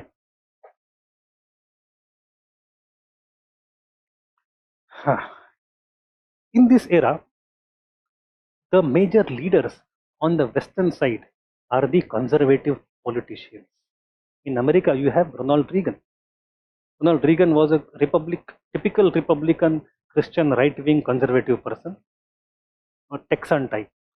And in US, in UK at that time, it is just a decade before the new left emerged. The 70s में कौन आता है? The famous UK, the Iron Lady.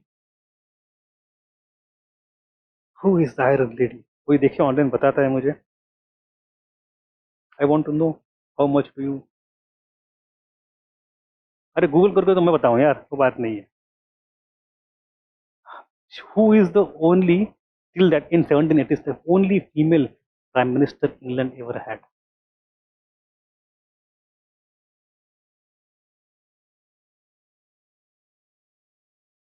Anybody online?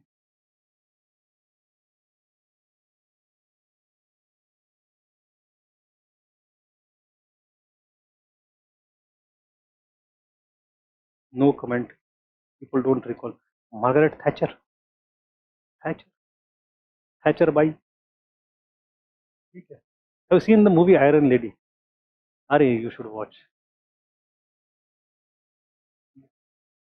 Margaret Thatcher के ऊपर बढ़िया मूवी है. It's one of the very nice movies. So these two people, Reagan and Thatcher, they are economic right wing also.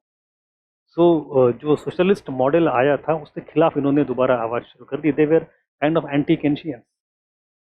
But let us not go into economic policy. थोड़ा सा आपको बता दूं, Frankfurt school थी. There was a person called Hayek, Friedrich Hayek. He formed a kind of think tank, and that led to the influence in intellectual circles that became the precursor to rise of Margaret Thatcher. And in the case of US, we have very famous. Who is the author of Atlas Shrugged?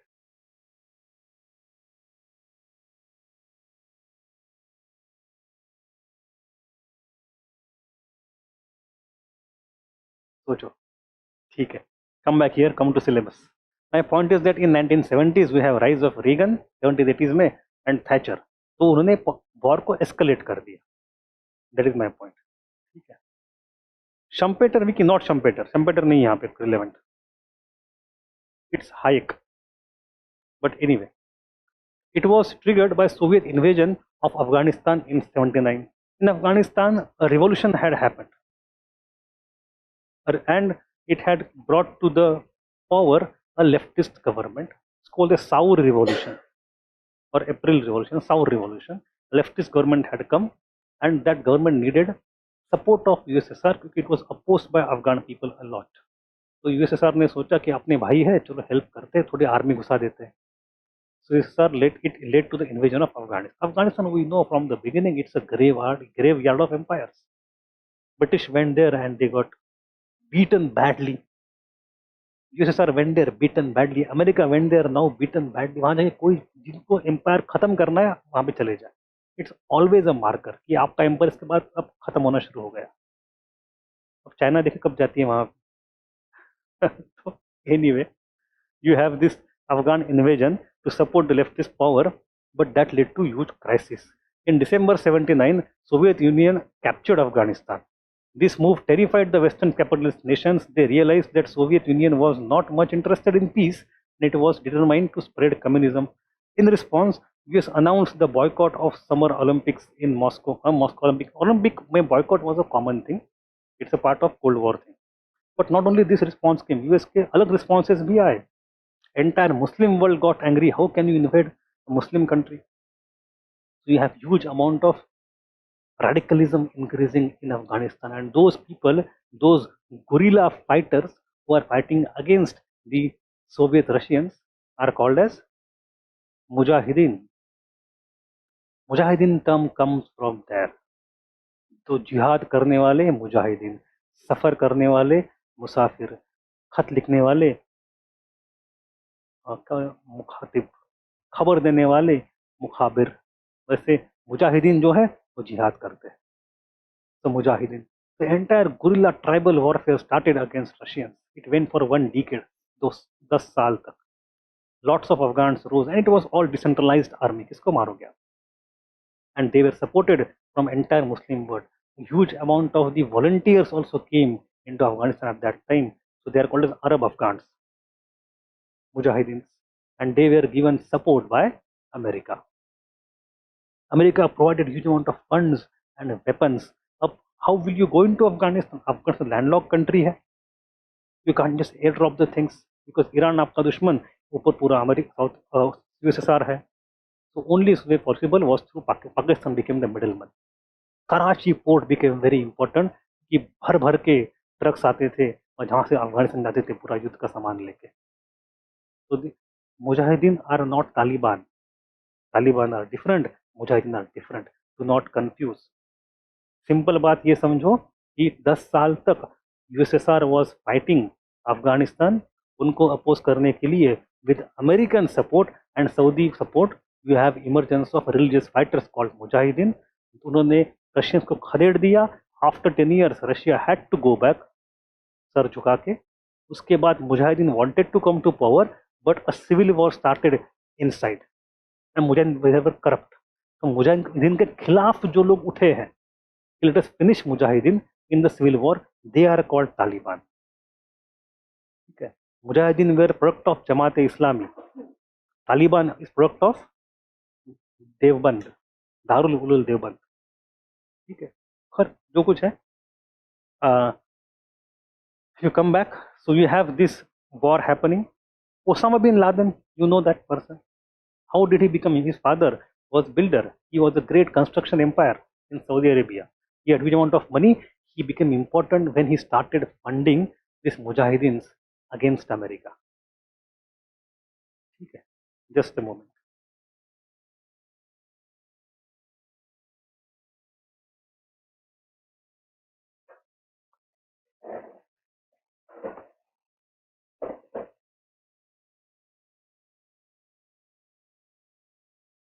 So you have those things happening. Afghan invasion. Second one is there were many other proxy conflicts not only in Afghanistan but in many other places like Iraq-Iran war, civil war in El Salvador, and Angolan civil war, etc. Wherever there is local conflict, both sides would enter from opposite side. Then you have rhetorical escalation also. कि बातों बातों में Ronald Reagan ने कहा Soviet Union is evil empire. He is a conservative person. He wants to appeal to Christian vote bank. तो उसने कह दिया evil empire, but that also resonated a lot. It was taken as a great insult by Soviet leadership, and in return it boycotted 1984 का Summer Olympics in Los Angeles. You know what Americans called Russians? Godless communists. Godless communists, because you're atheist, you don't believe in God, you're godless. That is again how you mobilize the Christian opinion against communism. It led to next part, you have escalation or intensification of arms race as well. उसमें सबसे important बात है SDI or Star War. Strategic Defense Initiative was undertaken by USA by Ronald Reagan. So both the US and Soviet Union significantly increased their military spending during this period, leading to a major arms race. The major thing is Star War. इसको Star War ऐसे ही कहा जाता था, उसका नाम SDI था. उसके मतलब क्या था? Ronald Reagan had planned to plant nuclear weapons in space. Space में न्यूक्स रहेंगे हमारे, वहां से आपको हमला करेंगे. अब देखो And nobody had any idea how it will happen. Nobody knew the technological feasibility of this project, but everybody was afraid. Just thinking of the ambitious imagination, इस space पे nuclear रह सकते हैं. And that became a huge thing.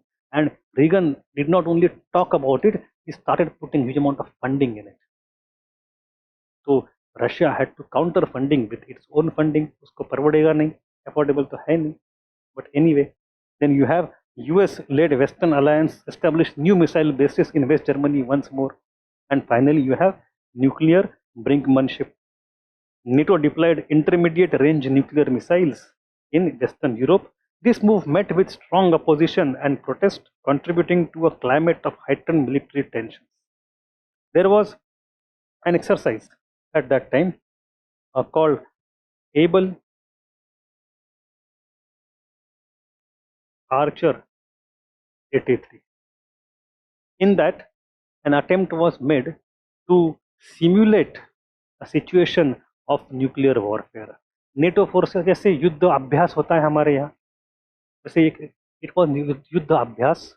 इसमें the situation of attacking USSR with nuclears was simulated and how the response would happen in NATO forces. वो practice करके देखिए उसकी. That itself is enough escalation. If you don't have any intent, why would you practice?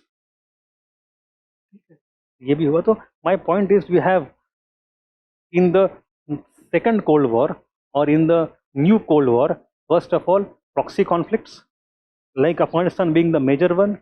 Second of all, you have rhetorical escalation. Thirdly, you have intensified arms race. And fourthly, nuclear brinkmanship. If you want to go, you can just add one more thing here, and that is the space war.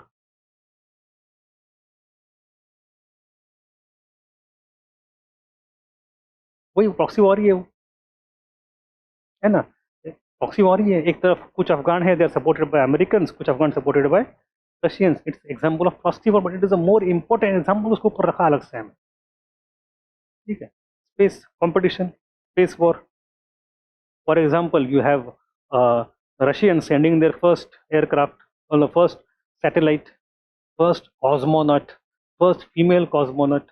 American ने कहा ये कैसे होगा. तो we have the man going on moon. तो वो तो पहले से 60s में हो रहा था, 70s में 80s में आके that got even further intensified. तो we have space also as an, it's an angle of technological competition. ठीक है.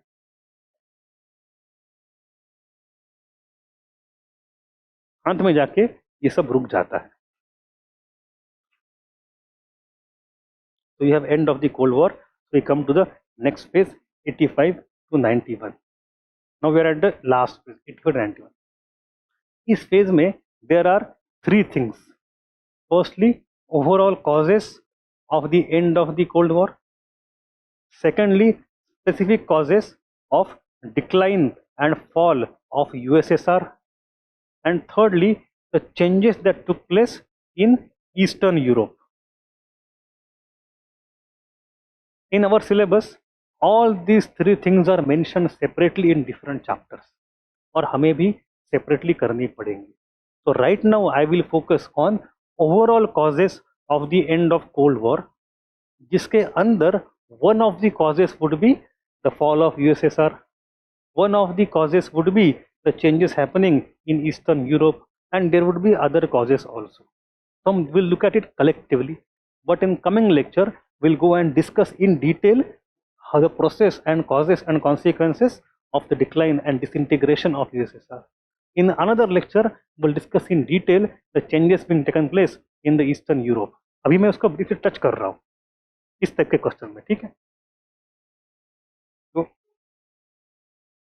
With the election of Mikhail Gorbachev as Soviet president in 85, Cold War hostilities started getting reduced, and ultimately in 91 it came to an end. So why 85?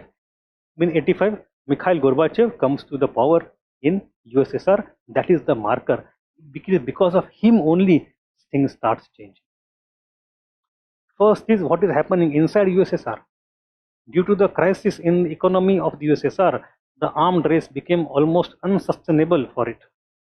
It was when the time when USA went for SDI program, Star War program. Although the technological feasibility of the program was not clear, still it created deep psychological pressure over USSR कि अब ultimately it boiled down to a race for resources.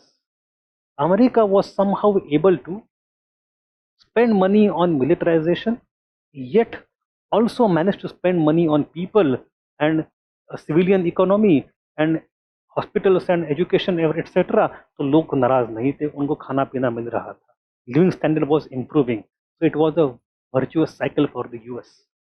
In case of Russia, it became either or.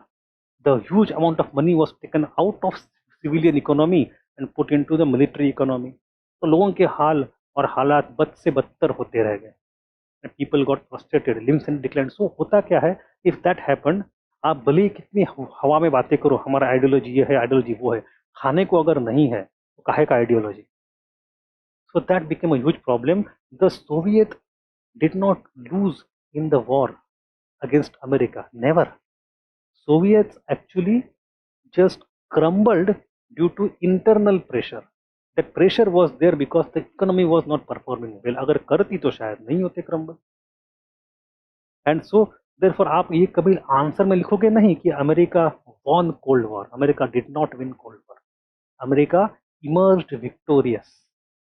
America emerged victorious because it was able to perform itself good and able to put pressure on USSR to buckle down. ठीक है. So the liberal policy of Russian President Gorbachev and his defense minister Shevardnadze, जो कुछ नाम होगा उसका, resulted in the easing of tensions. In fact, it was the USSR which took a major initiative in a bigger curtailment of weapons. Gorbachev was a liberal and progressive visionary leader. He took conscious steps to reduce the hostilities with the West because he wanted to revive Soviet economy to save the existence of communism. So we have to see this part in detail. What are the steps taken by Gorbachev, etc. We discuss two of his policies, Glasnost and Perestroika. So we'll discuss them in detail. One is Glasnost, transparency, and Perestroika, that is restructuring. So openness and restructuring were the two policies brought by Gorbachev at that time, जो हमें discuss करनी है detail में. But it is USSR which started to take the steps first to ease the tensions. It is Gorbachev who said, I will not go anymore with Brezhnev doctrine. So what was Brezhnev doctrine? It is very much like Truman doctrine. Brezhnev was the president. After Khrushchev उसने कहा था जिस जिस country में communism है वहाँ कभी भी कोई बगावत हुए एंड राइट विंग इमर्जेस तो हम वहाँ पे इंटरवीन करेंगे militarily and will use our army to crush, for example Afghanistan. It was Brezhnev who did that. So Brezhnev doctrine was military intervention of communist country to save communism. But by the time of Gorbachev, he said, I will not follow Brezhnev doctrine. अगर किसी मेरे दोस्त country के अंदर communism collapse होता है होने दो, लोगों की इच्छा मैं क्या करूं? So I will not use military force to prop up communist regimes across the world. That led to gradual crumbling of communism everywhere, and Russia did not intervene. Point is, Gorbachev is becoming peace-loving person, liberal person. He is allowing people to have their own government. So इसकी वजह से USSR starts collapsing. Multiple things are there. On the American side, by 80s, American economy also had started to experience stress and strain due to the burden of Cold War competition. USA came under pressure from its allies also, not only internal domestic pressure, but also from allies, especially in Europe. European nations were frustrated with America. भाई आपकी war है, हम क्यों लड़ रहे हैं आपके लिए? We are the frontline nations. We want the betterment of relationship with our own neighbor. Example उसका most famous है West Germany. West Germany is very close to Central and Eastern Europe. मतलब very compared to France and Britain, it is closest to Russia geographically. तो Russia से अगर मुझे कुछ सामान लेना है तो मैं वहाँ से ले लूँ, मैं बाहर से इम्पोर्ट क्यों करूँ? खर्चा बढ़ता है मेरा. For example oil and gas, petroleum. West Germany started talks with Russia. You have lot of oil and gas in Siberia. Let us draw one pipeline. I will directly get supply. But America बोले ना, how can I allow you to have that? तो बहुत ज़्यादा problem होगा. So much so कि America put sanctions on Germany itself. इसको खराब कर, जर्मनी को परेशान करेंगे अब. So there were internal issues happening within the Western bloc. because the European countries did not want to be in the permanently tense relationship with Eastern Europe. So in fact, European nations planned construction of 3,500-kilometer long gas pipeline from USSR directly to consumption centers like Germany. But due to the pressure from the side of American President Reagan, this program was dropped. As a result of this, West European countries felt much disturbed. So again, there is pressure. पहला pressure है America की खुद की economy domestically, so from the allies. तीसरा, President Reagan felt the pressure even from the American people. Now there is beginning of civil rights movement.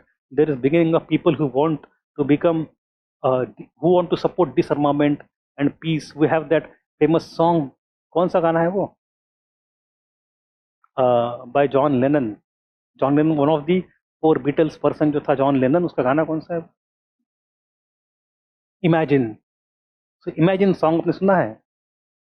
और even Bob Dylan के गाने. Bob Dylan got even Nobel Literature few years ago. So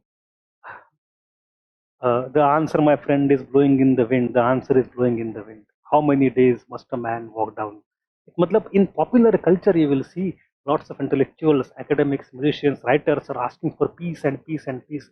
This is endless conflict unnecessarily. Why to go for that? So Imagine song by John Lennon is the most famous example of that. Or Blowing in the Wind by Bob Dylan. Anyway, so you have, in fact, America and anti-nuclear consciousness had already developed as the year 84 was an election year for the American president. So the American president followed the policy of peace in order to appease the American public opinion. So, and then there is pressure in Eastern Europe also, downfall of communism in the Eastern Europe because Gorbachev had stopped using Brezhnev doctrine. Communism started falling in country by country in East Europe during 88 to 91, greatly weakened the Eastern Bloc. The communist governments were successfully overthrown in Czechoslovakia, Romania, Albania, Bulgaria, Hungary, Poland, etc. Berlin Wall was also opened in November 89 and 90. Germany was reunified. ये सब हमें देखना है detail में, history में है अपने syllabus में. We'll go into many of these instances. These changes in Eastern Europe greatly improved the relations with nations and Cold War hostilities got reduced drastically. And then ultimately, the major formal thing is disintegration of USSR itself. ठीक है. एक America में ना जो 3 letter वाले ये होते हैं केबल चैनल्स होते हैं, ABC, CBC, HBO एटसेट्रा. तो ABC ने एक प्रोग्राम लेके आई थी उस जमाने में 80s में, the day after, and that was a television series that became widely popular.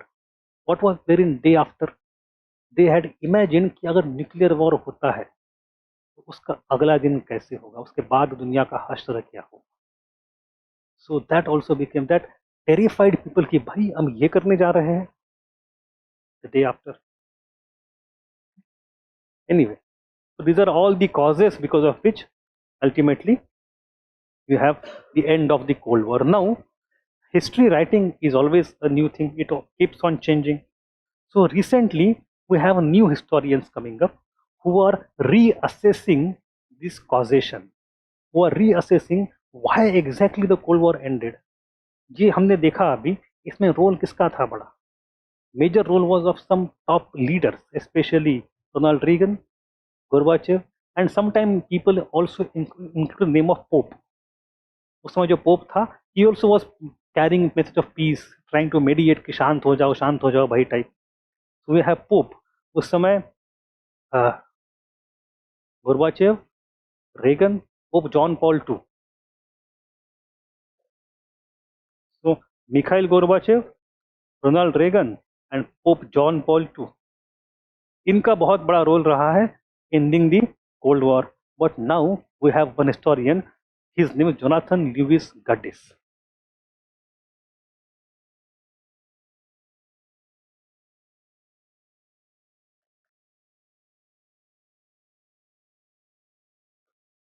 He has written a book, New History of Cold War. New History of Cold War.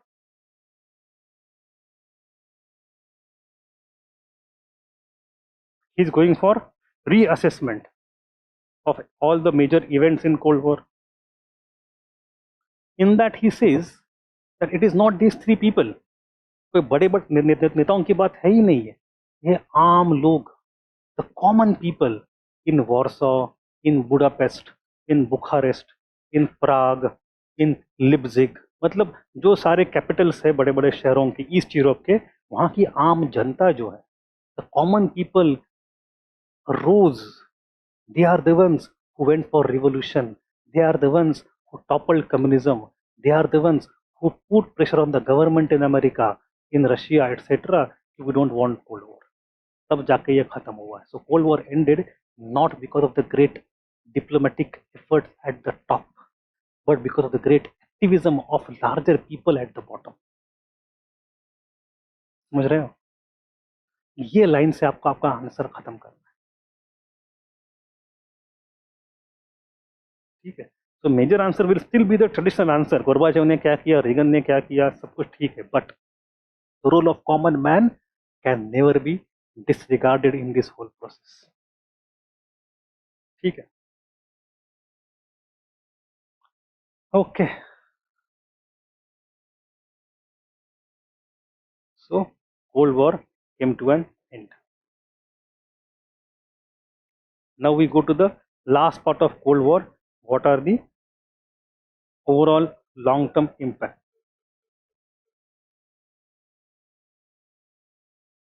वो अलग आएगा, वो हम अलग से पढ़ेंगे. हाँ, वो कल का पूरा एक बस वही रहेगा हमारा. That's it. वहाँ पे ज़्यादा क्वेश्चंस आते हैं. End of cold war questions एक दो बार ही आया है तो कम पॉसिबिलिटी है, बट हमने कवर कर लिया है. Will focus in detail on USSR का डिसइंटीग्रेशन के कॉजेस एंड प्रोसेस, वो कल करेंगे. ठीक है. सो impact of the cold war, assessment of overall impact of cold war क्या रहा है, अच्छा बुरा जो कुछ है. Will see them one by one. During the cold war the foreign policies of most of the countries were subordinated to the policy of USA or that of USSR. So world was divided into two blocks. There was binary, and therefore foreign policy interests of almost every country were subordinated, were naturally subordinated to these two superpowers. ठीक है, बुरी बात थी but हुआ ये. There was impact of Cold War on many countries. The second is the Cold War created the way for the new conflict, but did not solve the old ones. The conflicts which were there even before the Cold War were merely sidelined momentarily. The moment Cold War is over, those old conflicts resurfaced. So, resurfaced after the Cold War, which were covered or suppressed temporarily. For example, Kuwait remained to be an independent nation right from 1961. Kuwait पहले क्या था, under British control था 1961, but Iraq invaded Kuwait after 1990 when the Cold War ended. Kuwait का independence Iraq को पहले से पसंद नहीं था.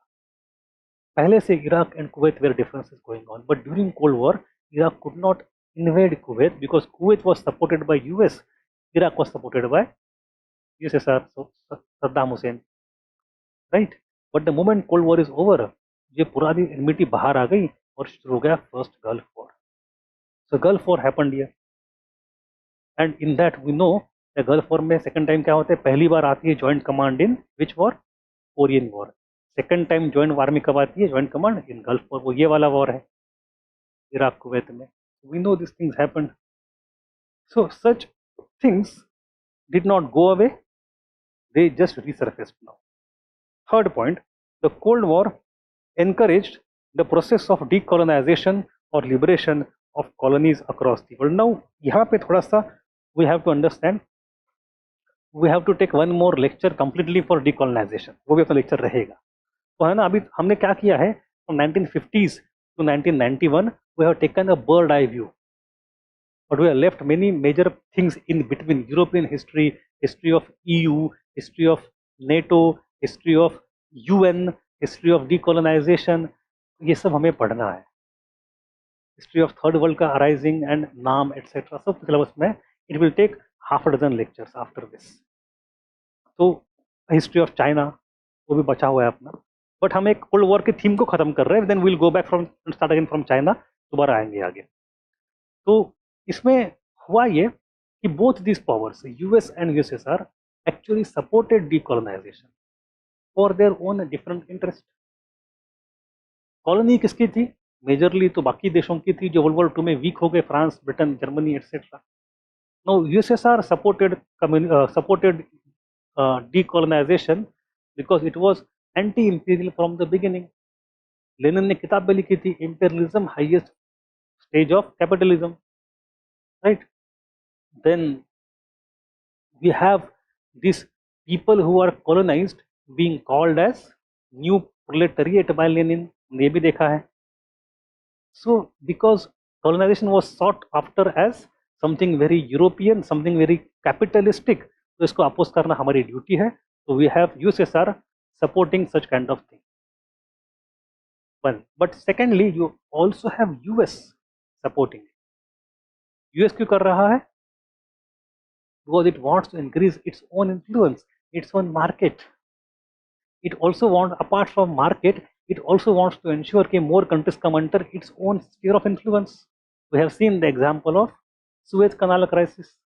जैसे ही ब्रिटेन को वहां पे एग्जिट करना पड़ा, अमेरिका अंदर आ गए with Eisenhower doctrine, right? We have those things. So both countries supported the process of decolonization for one or the other reason. That was the impact of Cold War. Next point is, even before the end of Cold War, the USA campaigned for the cause of liberation of colonies with the famous Atlantic Charter. हमें वो पढ़ना है, पढ़ेंगे. जो charter of Atlantic charter in 1941, जहाँ पे यूएस ने वही कहा था what is the war aim of world war 2. उसमें से एक था freedom of people. But during the Cold War, to strengthen its own position, USA toppled the democratic governments and supported dictatorships in many regions because of perhaps realpolitik, the interventionism of US in many countries. तो देखो ना, एक तरफ lofty agenda that we export democracy, we support liberalism, we promote human rights. ये तो उनका agenda चलता रहेगा. On the other hand, for practical reasons, जहाँ जहाँ हुए वहाँ वहाँ they will support dictatorships. Especially let us take Iran. Iran में they install रेजा शाह पहलवी, जिसके खिलाफ क्रांति होती है in 1917, the Islamic Revolution of Iran. तो अब तक चल रहा है. If you come to Afghanistan, you see, it is US to a large extent responsible for the emergence of global jihad today. Because all these Mujahideens and Saudi Arabia problems and Wahhabism, which were not major things earlier, which have emerged to be very important last 30-40 years, they emerged because of the US funding, because US used them as front against Russia उस समय. अब Russia was collapsed. अब ये लोग जो थे वो US को परेशान करना शुरू कर दिए हैं. सो एक कविता थी वाजपेयी की, उसमें उन्होंने कहा था एक जगह, दूसरे के घर आग लगाने का सपना अपने ही घर में खड़ा होता है. यही तो हुआ. 9/11 happened. So anyway, it's not a good thing, but it happened. Then the next thing is arms race. The Cold War fueled an unprecedented arms race. It led to significant technological advancements in military and space technology. These advancements had spin-off effects in civilian applications, impacting various industries and common people life. Example, I will give only 2 examples. You will understand why this arms race or scientific development became extremely important. आपको पता है who was the originator of internet? Internet का पुराना नाम था डार्पानेट और ARPANET. DARPA is the defense funding agency in US. Internet was developed for American defense purpose originally. It was found to be useful outside the, तो सब जगह फैल गया. Same thing is GPS. GPS also came for military purposes. It later on became very important for civilian usage. So lots of technological advancement were originally in military and space. Later on they had spin-off in civilian applications. Second is illegal market for weapons was created by many parts of the world.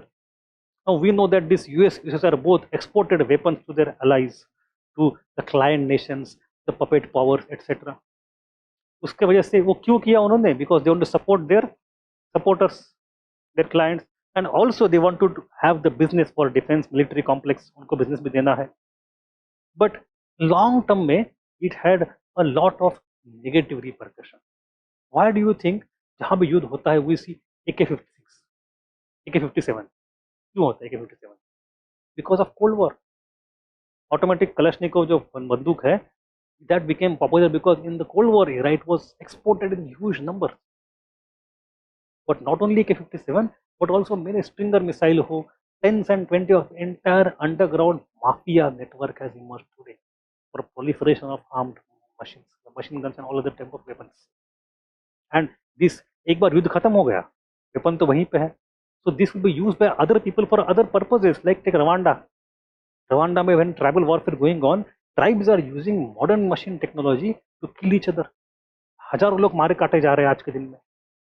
Mafias in mafia network are using that. So tribal warfare, mafia warfare, सब में weapons, पूरा criminal world got weaponized because of this thing, illegal market of weapons. Then you have nuclear also. That the arms race between US and Soviet Union led to development of vast nuclear arsenals, and the proliferation of nuclear technology to other states also became a concern. For example, China, to oppose India, helped Pakistan to become nuclear. Pakistan then helped Iran to become nuclear. Pakistan, China together helped North Korea to become nuclear. So entire world came under danger. So we have this problem. And then there is space militarization. The Cold War extended the space exploration as both superpowers sought to gain strategic advantage in the new frontier. The militarization of space has continued in the post-Cold War era, raising concerns about potential conflicts and arms race in space. आज भी चल रहा है. Then next impact during the Cold War. Interestingly, the regions of Asia and Africa as well as Latin America remained to be disturbed, but it was the time there was relative peace and prosperity in Europe. The integration of Europe started during this period. Now, it is very interesting. World War I, World War II were largely fought in Europe land. People got killed, cities got devastated, nations got destroyed. दुनिया भर में हुआ, Europe में अधिक हुआ. But in Cold War, exactly opposite thing happened. दुनिया भर में युद्ध चल रहा है. India, China, Korea, Vietnam, Africa, Israel के 4 वॉर, सब जगह युद्ध चल रहा है. तो कहाँ पे नहीं हुआ? यूरोप में. Europe came under huge tensions all the time, but actual on-ground war never happened. They got time to breathe, they got time to prosper, they got time to develop. So that was the advantage. You look at it from that point, you will see that is true. उन्होंने अपने सारे अंदर के tension बाहर export कर दिए, अंदर पूरी शांति, डेवलप हो रहे. So that was the context. The rest of the world became the actual playground. आपको वो गालिब का शेर पता है? बाजी चाय अतफाल है दुनिया मेरे आगे, होता है शब रोज तमाशा मेरे आगे. एक खेल है औरंगे सुलेमा मेरे नजदीक, एक बात है एजाज मसीहा मेरे आगे. तो मैं देख रहा हूँ सब तमाशा चल रहा है. वैसे यूरोप ने देखा पूरी दुनिया में तमाशा चल रहा है.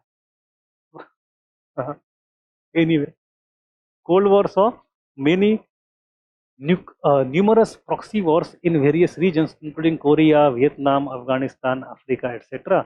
Many of these conflicts left lasting scars, contributed to ongoing regional tensions, and in some cases laid the groundwork for contemporary geopolitical challenges. तो अभी तो कोल्ड वॉर खत्म हुआ ही नहीं एक तरह से देखा जाए तो. The Cold War highlighted the importance of collective security and the role of the UN in maintaining peace and preventing conflict.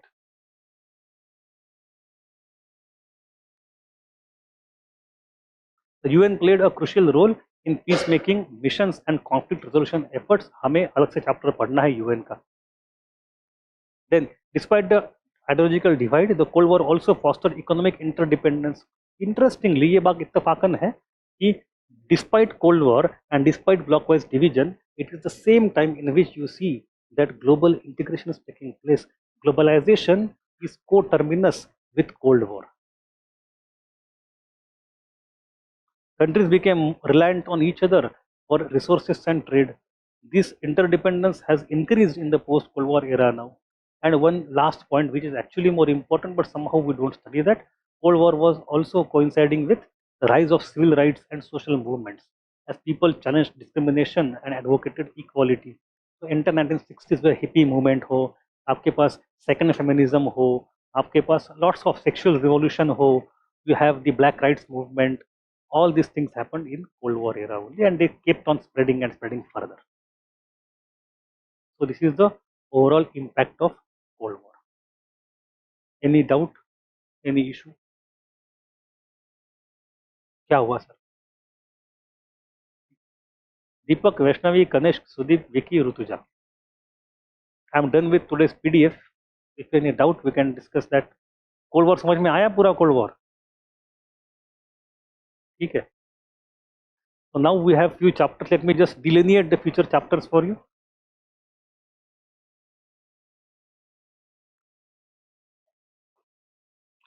First thing is USSR disintegration. Second thing is जो रह चुका है वो है Chinese Revolution. Then you have UN. Fourth, European integration. Fifth,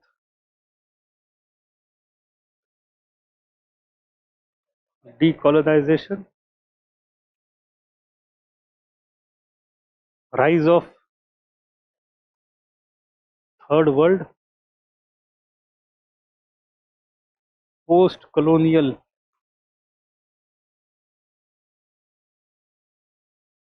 challenges and NAM. And last one is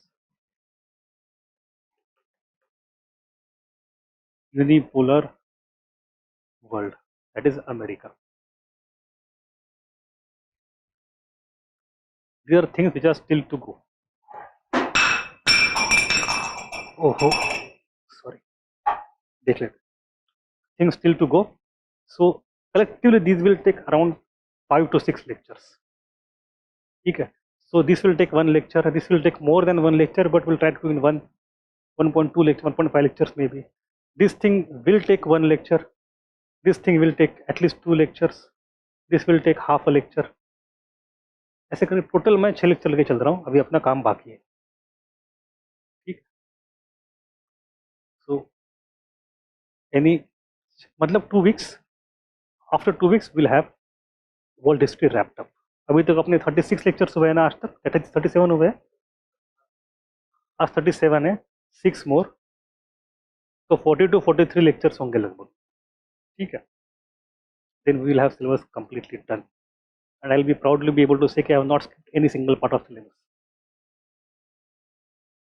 ठीक है. So I don't see any doubt, any query online so far. So let us stop here now. बताइए.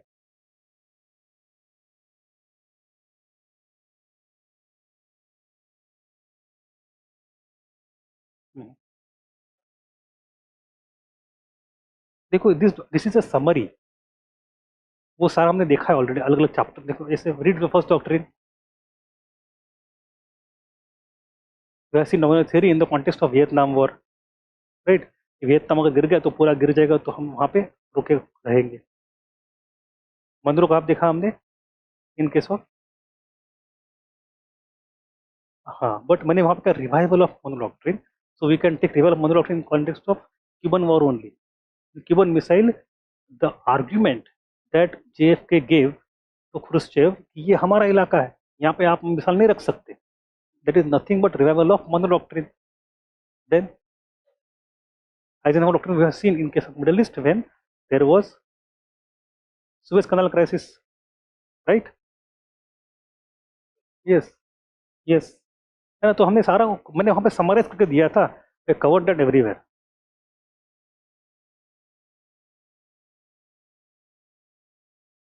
ठीक है. Okay then. आज का lecture थोड़ा जल्दी खत्म हो गया, 20 मिनट पहले. कोई बात नहीं. चलो then, tata, have a good day.